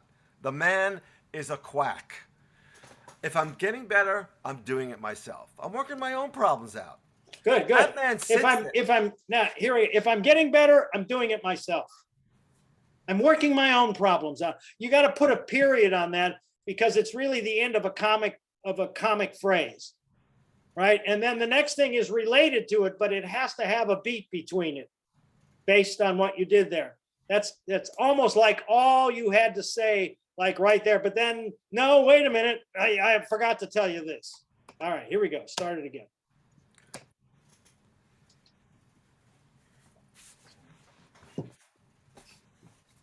I'm not going back. I'm not going back to that doctor. He's a quack. He sits there cleaning his pipe, playing with his watch fob, and doesn't know what the hell he's talking about. The man is a quack. Line. I'm getting better. If I'm getting better, I'm doing it myself. Right. All right. Go back. Start it again. Good. That's all right. No, good. Good. Go, John. I'm not going back. I'm not going back to that doctor. He's a quack. He sits there cleaning his pipe, playing with his watch fob, and doesn't know what the hell he's talking about. The man is a quack. If I'm getting better, I'm doing it myself. I'm working my own problems out. That man sits there playing with a pipe scooper and watching me get better for $40 an hour. I got mirrors in the house. I could watch myself get better. I could lay there for 50 minutes. If I don't say a word, he won't say a word. Would it kill him to ask me a question? What's wrong, Mr. Edison? What are you thinking about? Not him. If I don't bring it up, he don't ask. I'm curing myself. I'm telling you. Better, John. So much better. I was wrong on that. I'm doing it myself. The pause should come after the next line. I'm doing it myself. What's the next line? If I'm getting better, I'm doing it myself. I'm working my problems. I'm working my own problems out. Period. That's the complete thought of that opening phrase. He's got two comic lines on top of each other there, but you got to nail them, and then that's the complete thought. And then it's like he sits there, and that's a new beat for you right there. Yeah. So much better, John, because you know what? He's trying to survive the horrible experience that he has, and it's that survive. It's not bitching about it. It's like, I'm going to cure myself. That's what I'm going to, that I'm surviving. I'm going to survive. I don't need him. Right. So I think it's all part of too, because we talked about this last week too, because she kept recommending he go to a therapist, and of course he's worried about money. He lost his job, and he's figuring, why do I need $40 an hour for this? I'll do it myself. Right. Yeah, exactly. We'll save money. What do I need to go to him for? Absolutely. All right, let's try the other one. Nice work, John. Nice work. Thank you. Great. That's a great piece because it's only like a minute long. But it's right to the fucking point. Yeah. It's great. Okay. Yeah. Okay. Give me a second. Sure. Take your time.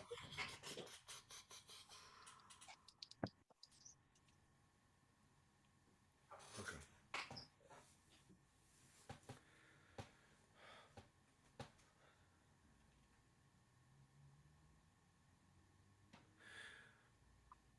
We have to get out, Edna. We have to get out of everything. I don't mean out of here. Out of obligations. Out of the things line. We don't need. Out of the things we don't need that are choking us. I'm gonna quit the gym.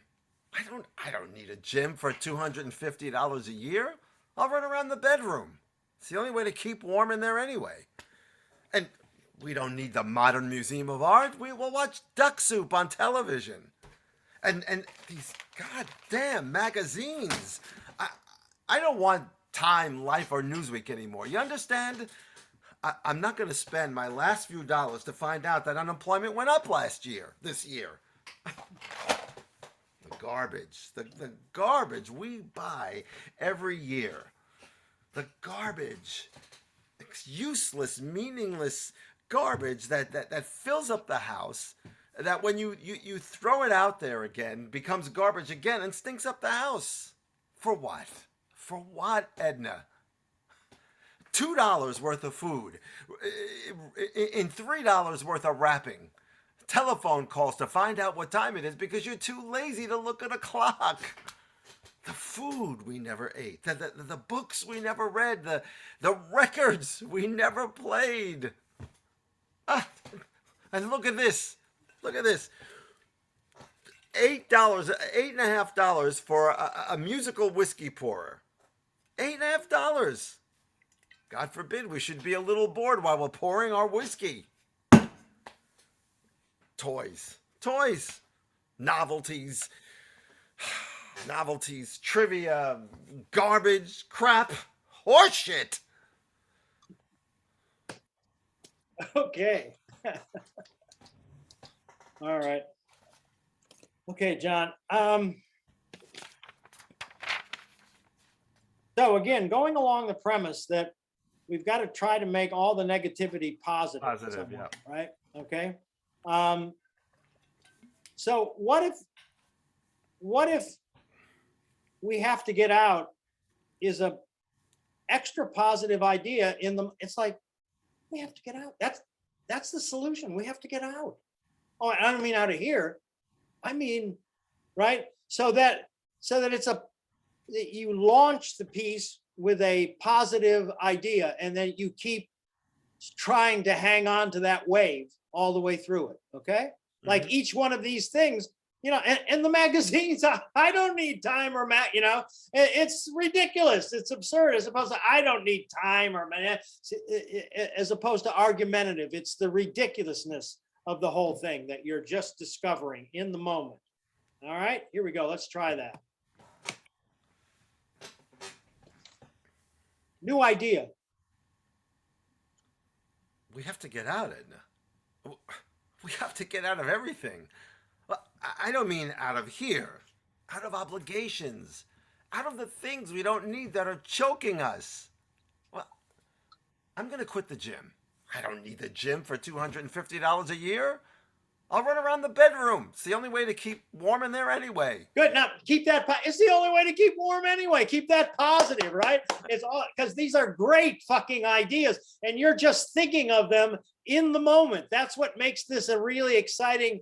It's like we got to get out. Holy fuck! I never thought of that before. I never thought of that. We got to get out of all of this shit, and everything is something you've never thought of before. Let's play that. Play the positive nature of your discovery. And here we go. From the top? From the top, yeah. We got to get out, Edna. We got to get out of everything. Well, I don't mean out of here, out of obligations, out of the things we don't need that are choking us. I'm going to quit the gym. I don't need a gym for $250 a year. I'll run around the bedroom. It's the only way to keep warm in there anyway. And we don't need the Modern Museum of Art. We can watch Duck Soup on television. And these goddamn magazines. I don't want Time Life or Newsweek anymore. You understand? I don't want to. I'm not going to spend my last few dollars, find out that unemployment went up this year. The garbage.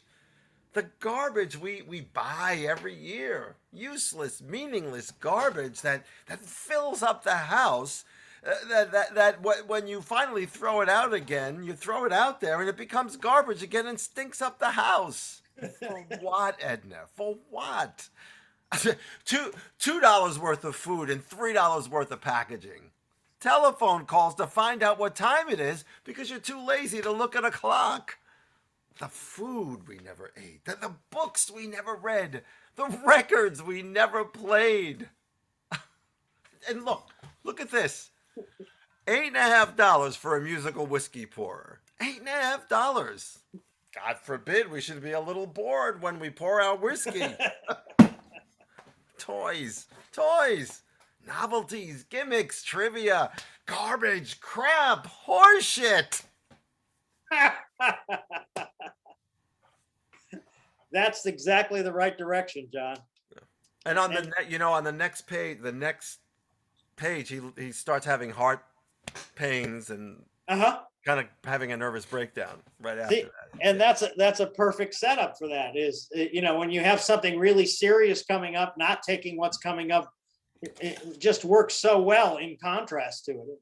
It's so fun. Yeah, I mean, you were discovering each one of those ideas of things you don't need in the moment, and they just got to be more absurd, and I think you'll see on the playback that that's so much more enjoyable to watch somebody going through a negative circumstance with a sense of discovery and hope.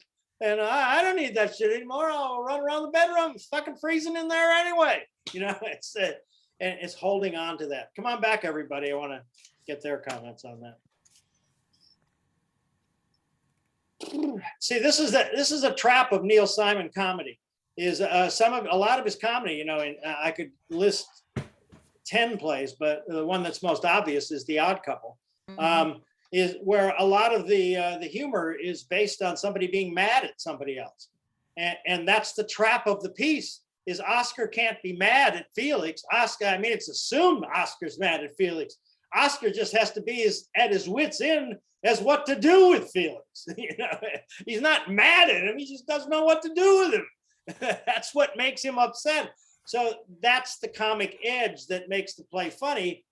And the trap of Neil Simon is that often people do them way too seriously, that people aren't trying to come up with positive solutions through the negative circumstances that Simon sets up so beautifully in his he sets up situation comedy.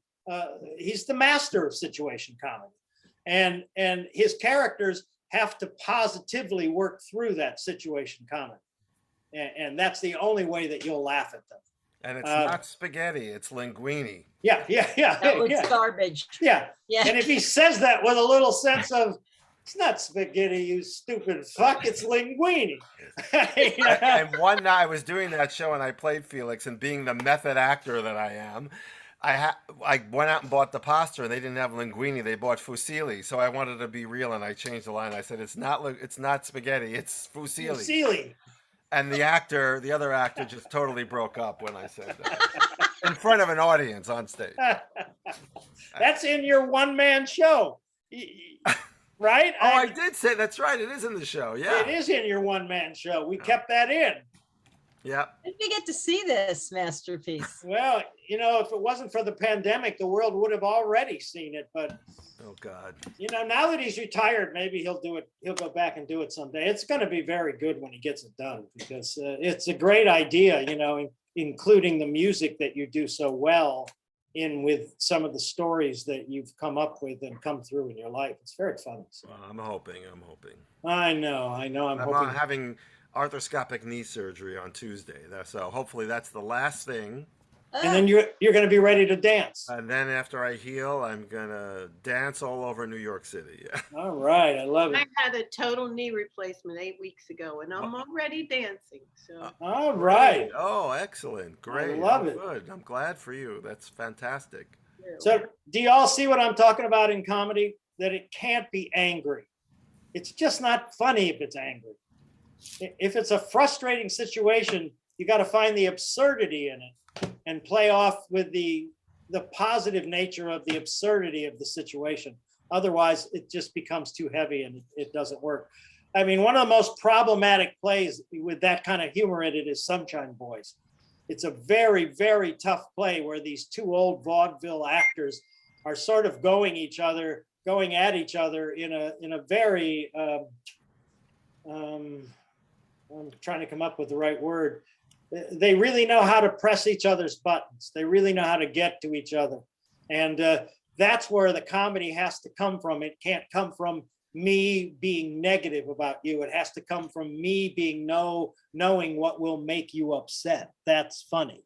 I know what's going to really push your buttons. Not, I know what's going on, not that angry stuff. So I hope this work proves it. And John, you are so great at making an emotional change that changes everything in the deck.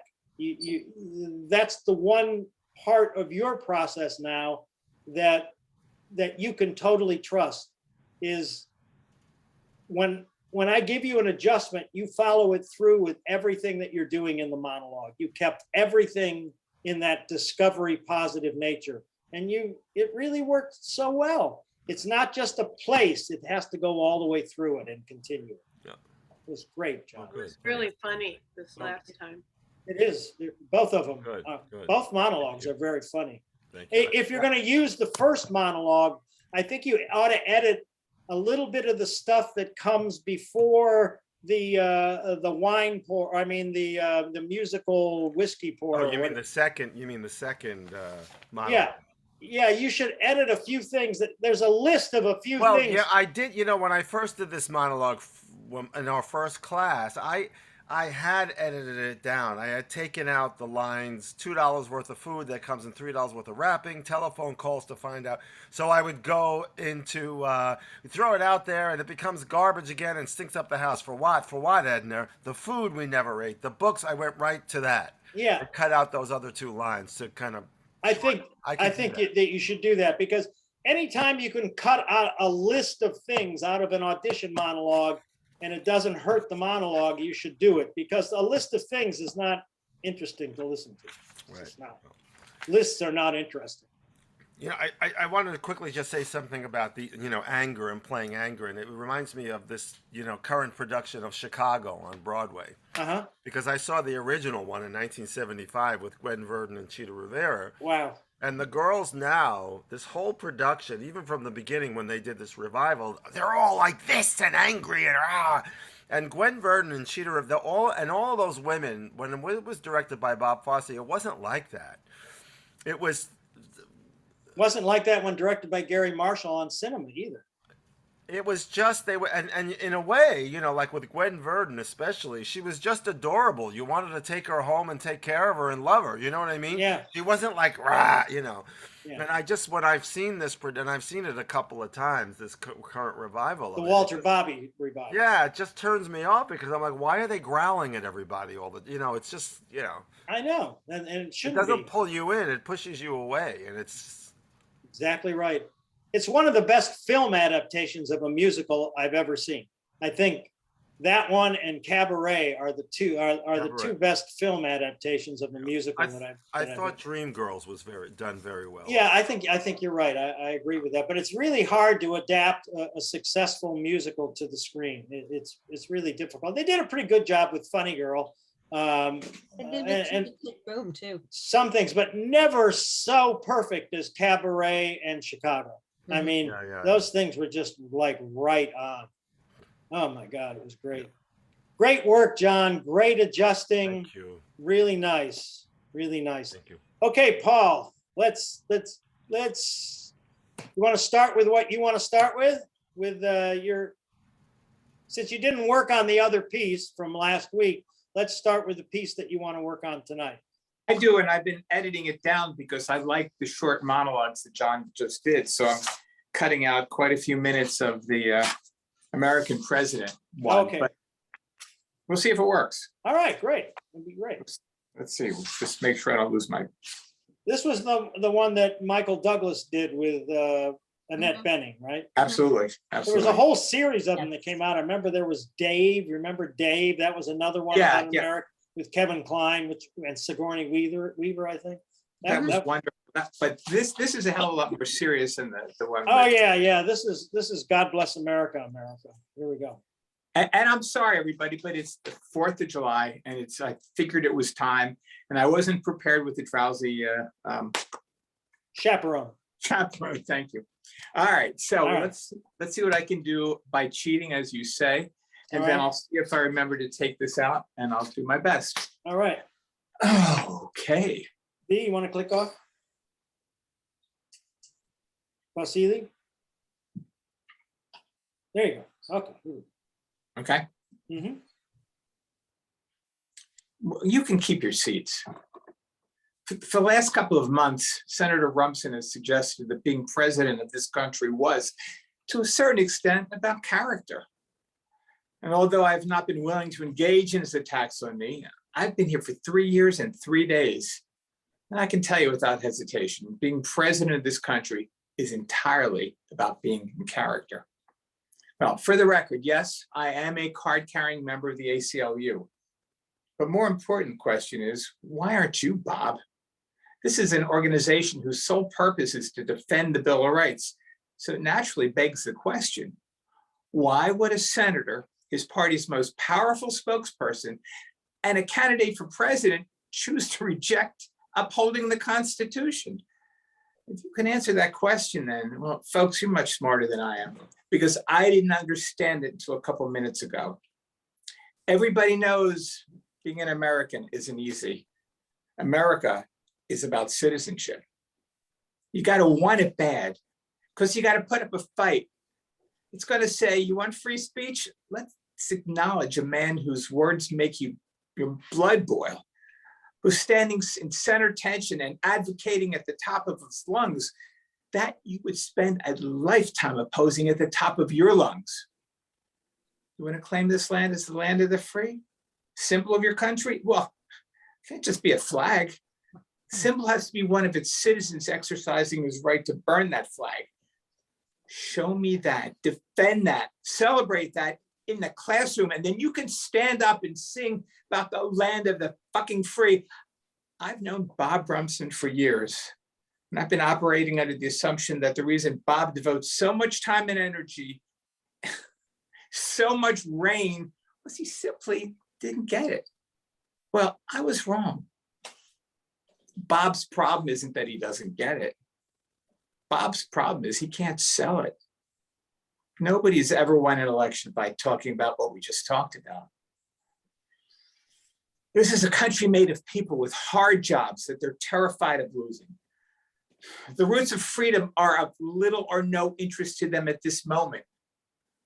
We are a nation to go out, afraid to go out at night. We're a society that has assigned such a low priority to education and has looked the other way while our public schools have been decimated. We have serious problems to solve, and we need serious men to solve them. And whatever your particular problem is, friend, I promise you, Bob Rumson is not at least interested in solving them. He's interested in only two things, and two things only: making you afraid of it and telling you who's going to blame for it. That's, ladies and gentlemen, is how you win an election. You gather a group of middle-aged, middle-class, middle-income voters who remember with a long and easy time you had talking about family and American values and personal character, and then you just shit on them. You want a character debate? Fine. You better stick with me, because Bob Rumson is not going to listen to you. Bob, you better come at me with more than a burning flag and a membership card. And if you want to talk about character, if you want to talk about values, fine. Just tell me when and where, and I'll show up. This is a time for serious men, Bob. And your 15 minutes are up. My name is Andrew Shepard, and I am the president. Great. So here's something that we can use to our advantage today. That very last line, when you looked right into the camera and said that, had an immense power to it, which none of the other lines are doing yet, because you're sort of looking off to the side when you're doing it. So is this do you have a hard copy of this speech, or is this on a computer? I'm looking at the computer, but I have a hard copy, and I, in my mind right before, I'm sorry, John, but I was listening, but I was redacting in my head those parts. Good. Can you put the hard copy speech in front of you on the computer, like on the keyboard of the computer? Can you put that? It's on the screen, yes. I know. I'm not on a computer, I'm on an iPad, sorry. Oh, you're on an iPad, okay. So what I'm hoping for is, here's the dynamic of a speech.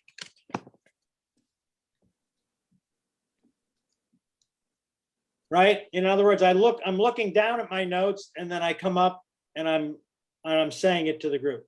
The dynamic that you're giving me right now is not the dynamic of a speech. So that's emotionally going to make a difference, right? Here's something else that you can do is, can you adjust your computer screen so that it looks like, it doesn't look like this, it looks like this, like I'm talking, like you're down below me. Can you move your The iPad? camera. Yeah, Yeah. can it look so that, yeah, just that, a little bit more if you can you, Sure. Yeah. so that we're looking up at you. Great, yeah, great. Now, take the hard copy of that speech and put it down in front of you Okay. where a lectern would normally be, Okay. right?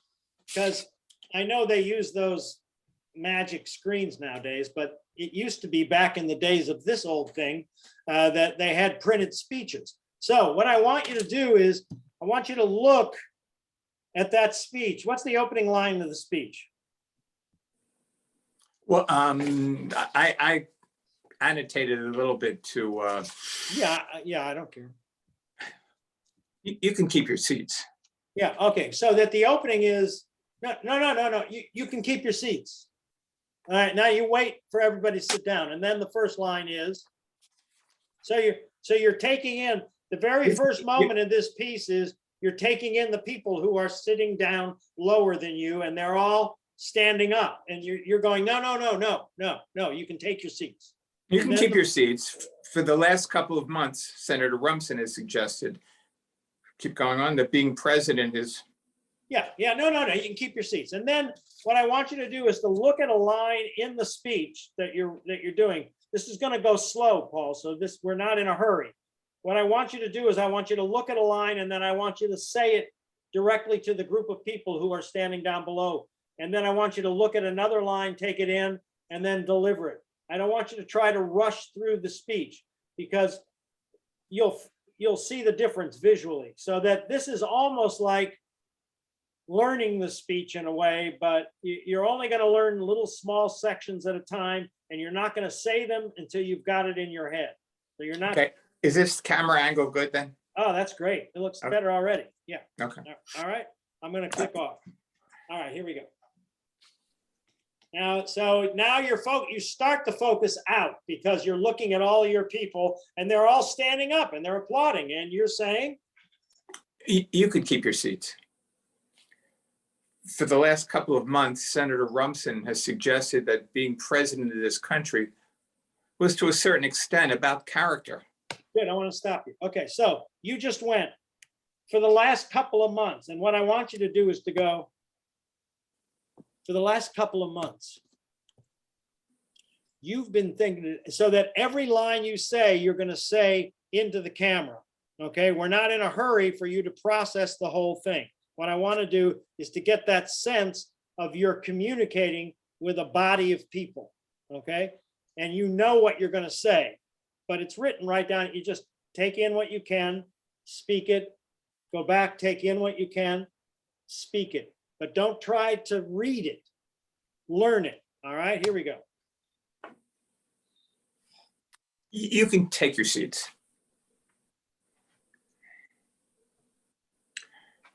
For the last couple of months, Senator Rumson. See now you're reading that, and this is Okay. you're just going to be very frustrated, right?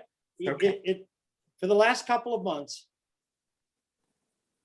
Senator Rumfield has been saying, Okay. and All right. I got you.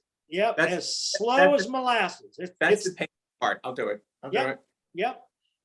And let me tell you, it's going to save you a lot of pain if you ever had to learn it, because what you're going to do is you're going to be learning it while you're doing it, because you're going to have to process the point of view before you speak it. You're going to look on the page, process the point of view, speak it to me, look on the page, process the point of view, speak it to me. That's going to be your process. All right, here we go. You're not in a hurry. Okay. Take your seats. You can have your seats.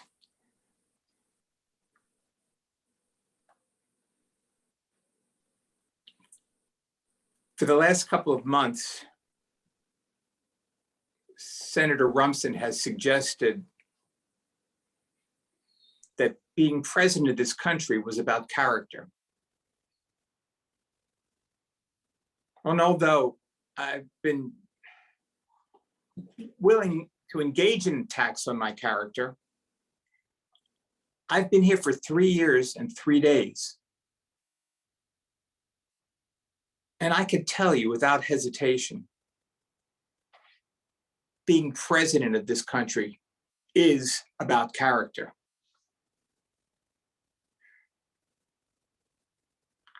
For the record, yes, I am a card-carrying member of the ACLU.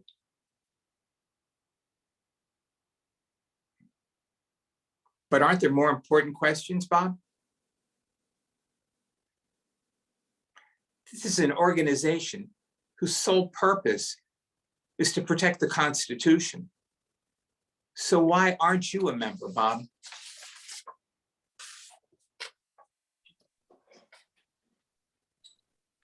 Why would a senator,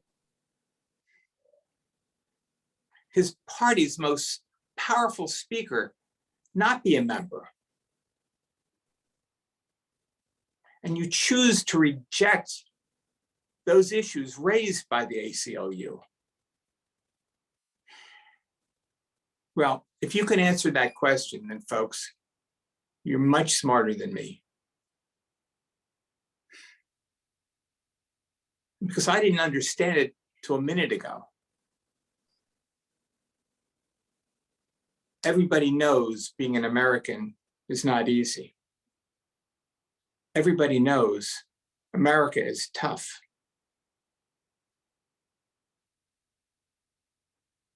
You want it bad enough? You've got to fight for it.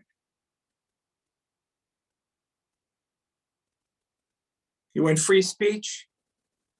You have to fight for that, and you have to allow a person who's going to say things that you don't like and stand up and speak things that you are afraid of to actually speak.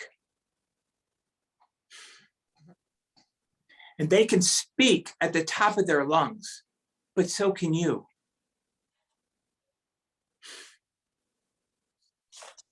You want to claim that this land is the land of the free? Well, you have to give those privileges to other people as well. The symbol of our flag has to be one that's applicable to everybody. You have to show it, you have to defend it, and you have to celebrate it in the classrooms. Then you can stand up and sing about the land of the free. I've known Bob Rumson for years, and I've operated under the fact that I thought he got it. Well, he did get it, but I was wrong in some respect. Bob's problem isn't that he gets it. Bob's problem is he can't sell it.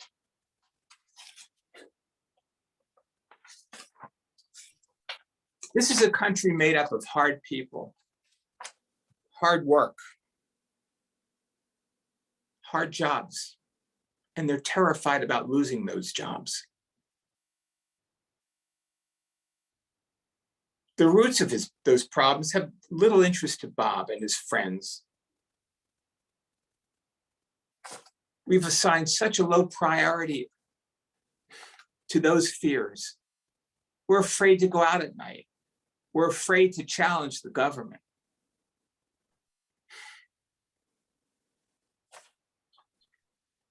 And whatever your friends are, be assured that Bob Rumson is not one of those people.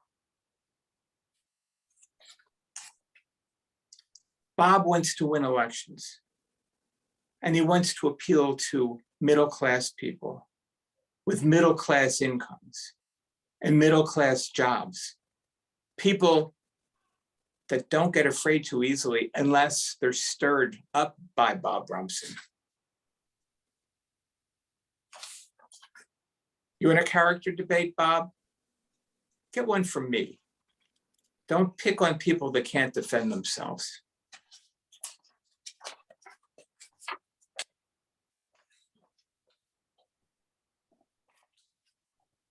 We've got serious problems.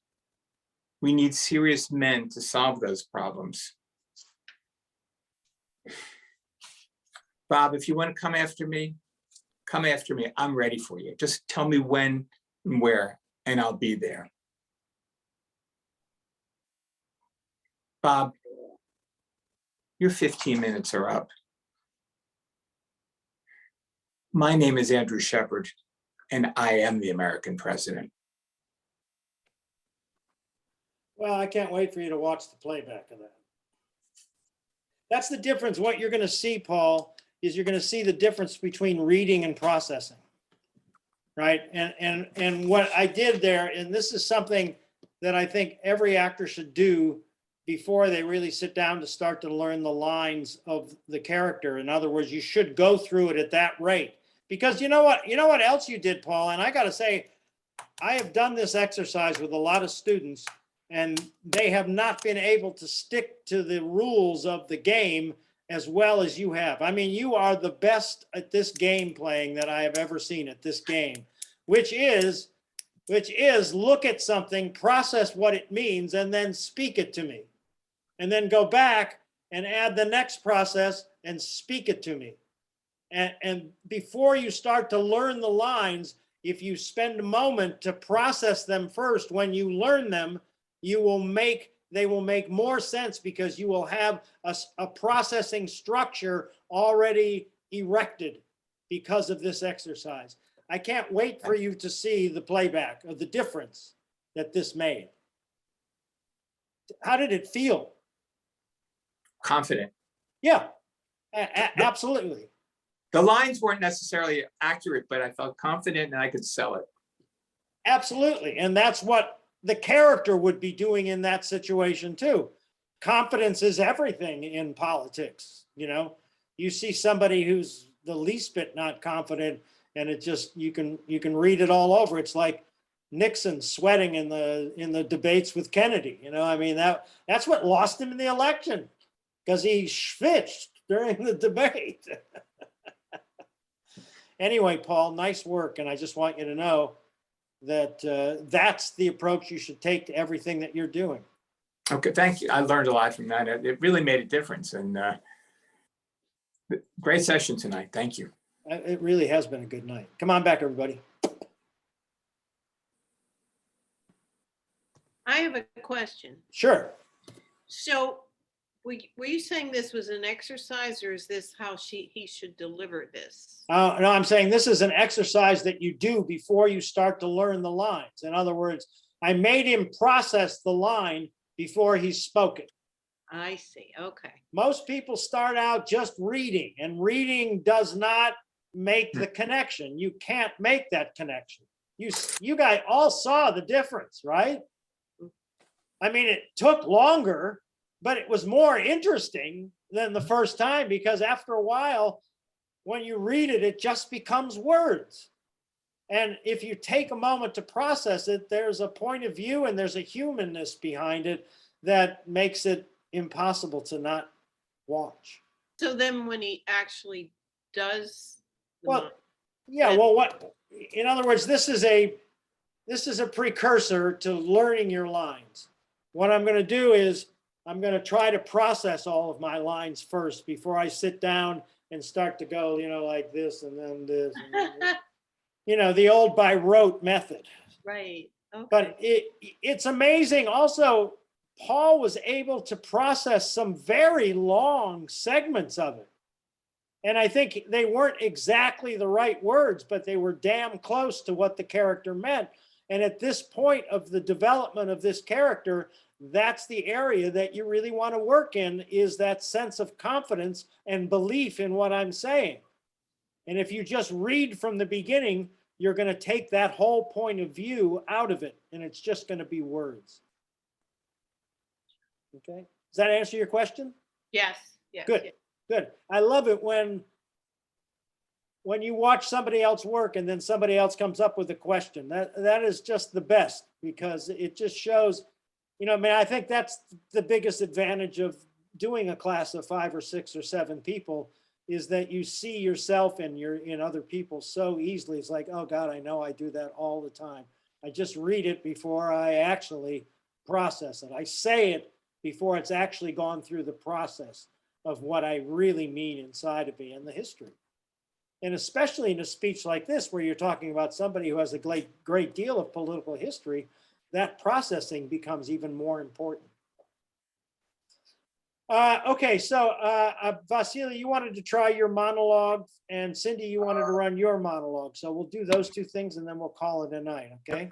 I just want to ask a quick question. Paul, Sure. is that what's behind you? Is that a wall or is that a screen you put up?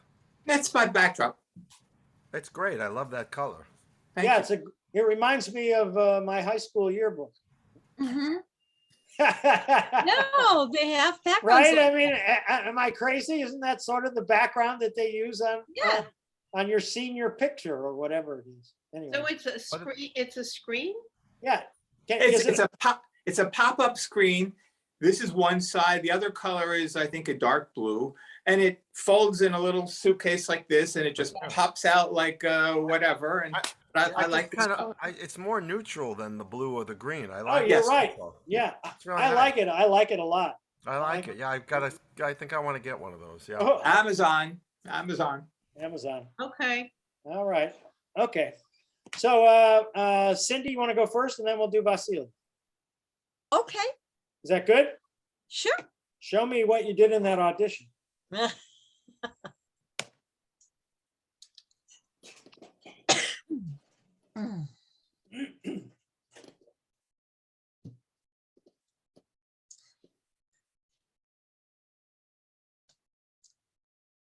When Billy and I were first married, we fought all the time. I can almost see Billy now. At least I can see his hands and his eyes, his teeth. Oh, he had perfect teeth, not like mine. That's another thing we fought about. But the rest of the picture, it's in shadow. Listen, if they want to make the Hollywood blockbuster, you know, the one that has all the women in the theater reaching for a hanky, they should tell the story of the woman whose husband goes away, but he goes away a little at a time. First an arm disappears, and then a leg, and then his hands, and his eyes, and his teeth. And finally, she can hardly remember what he looks like at all.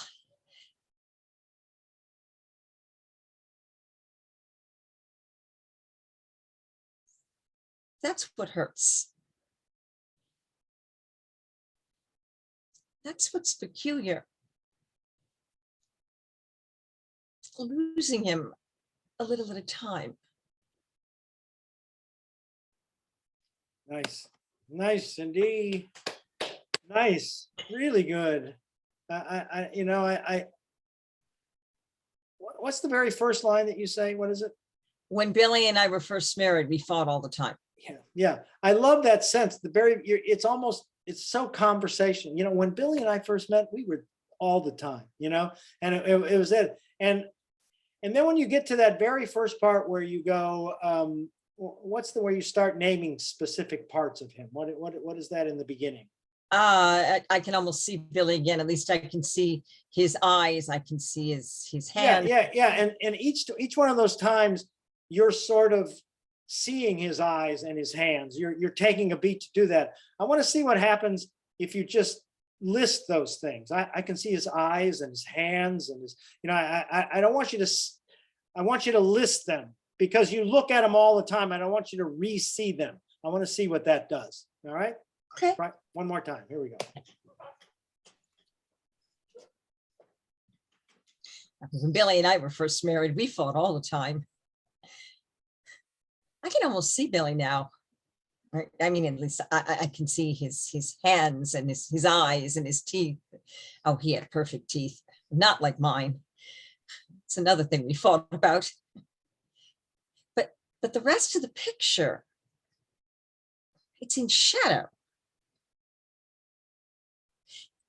Listen, if they want to make the Hollywood blockbuster, you know, the one that has all the women in the theater reaching for the hanky, they should tell the story of the woman who loses her husband, but he goes away a piece at a time. First an arm disappears, and then a leg, and then his hands and his eyes and his teeth, and finally she can't remember what he looks like at all.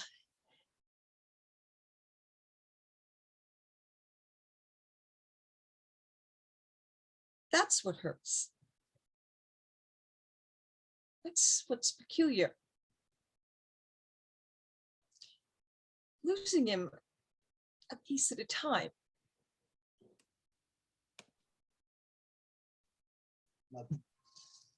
Beautiful, beautiful, beautiful. You don't need those moments to see his eyes, to see his things, because you know them and you look at that picture all the time.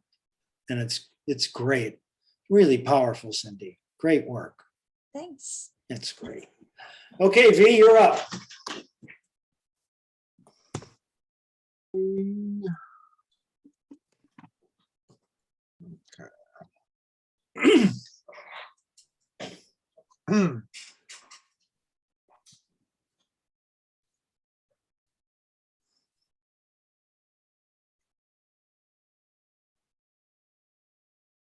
You know what I really want? I want the international star. No, not the bar. The man. A stud. The guy who knows what he wants and ain't scared to go out and get it. A guy who's satisfied his every need and don't mind if you get what you want in the bargain. Matter of fact, he aims to please. He'd be happy to be whatever you want him to be, because you're happy being what he wants you to be. The more you put in, the more you get back. An honest man, the international star. One size fits all. But I wouldn't want no guy that wanted me like this here. No, I'd need him for the rest of the time. For the other part of me, the part that's not so well protected. Oh, there is a plenty that want me like this. And I take the admirations gratefully, but at a distance. I guess a drag queen's like it being an oil painting. You got to stand back from it to get the full affection. I love that last line. God, that's so great. Good. So this is the opening monologue of a play, right? Yeah, well, yeah, it's, you know, it's a whole scene of it. It's just right at the end of the whole of that scene, you know, when he's just right before getting on the stage. You know, because it's happening in the dressing room when he's putting up all the dress and the makeup on and everything, and then, you know, finally he gets on the dress and he's coming out on the stage. That's kind of just right at the beginning, at the end of that. You mean is he already dressed up when he does this? I think so. He's just putting up some stuff, you know, it's just some makeup or freshen up or something. And then he's leaving the dressing room and going to the stage. Okay, well, that's really interesting because I never thought of this before, but it just popped into my head right now. So inform me a little bit about drag itself. I mean, when people do drag, those are characters they create, right? They create drag characters. It's not really them. The character itself is a drag, right? Well, I think it's some sort of you know, an process of applying the makeup and trying things on, like to put the dress on. So you're already in the process of transformation. And you don't particularly know what you're creating, but you know you're transforming into something. You know, what I'm telling you just from my own experience, what I did years ago. You know what I'm saying? So, and what I'm trying to find out is this really him, or is this the drag character he's created?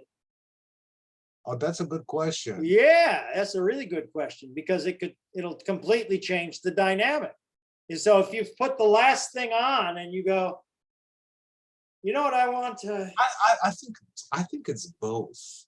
I think it's both. Well, I know, but what motivates which character to tell me what I want to know? In other words, you've got to be you're saying something that may, if you say it behind your drag character, it really is you, but you're using the drag character as your protection to be able to say anything you want. Like, I want a fucking international stud. You probably wouldn't say that as your character, but as the drag character, it makes perfect sense because every drag character wants to be wanted by another man, don't they? I mean, isn't that the whole point? I mean, Right. isn't that part of it, is being so, Or just particularly his drag character. yeah. So Mhm. just do it once for me, as if you've just put the last piece of makeup on and now you're the drag character and you're doing this monologue to tell me who your character is, who this drag character is. Just see what works. Yeah, here we go.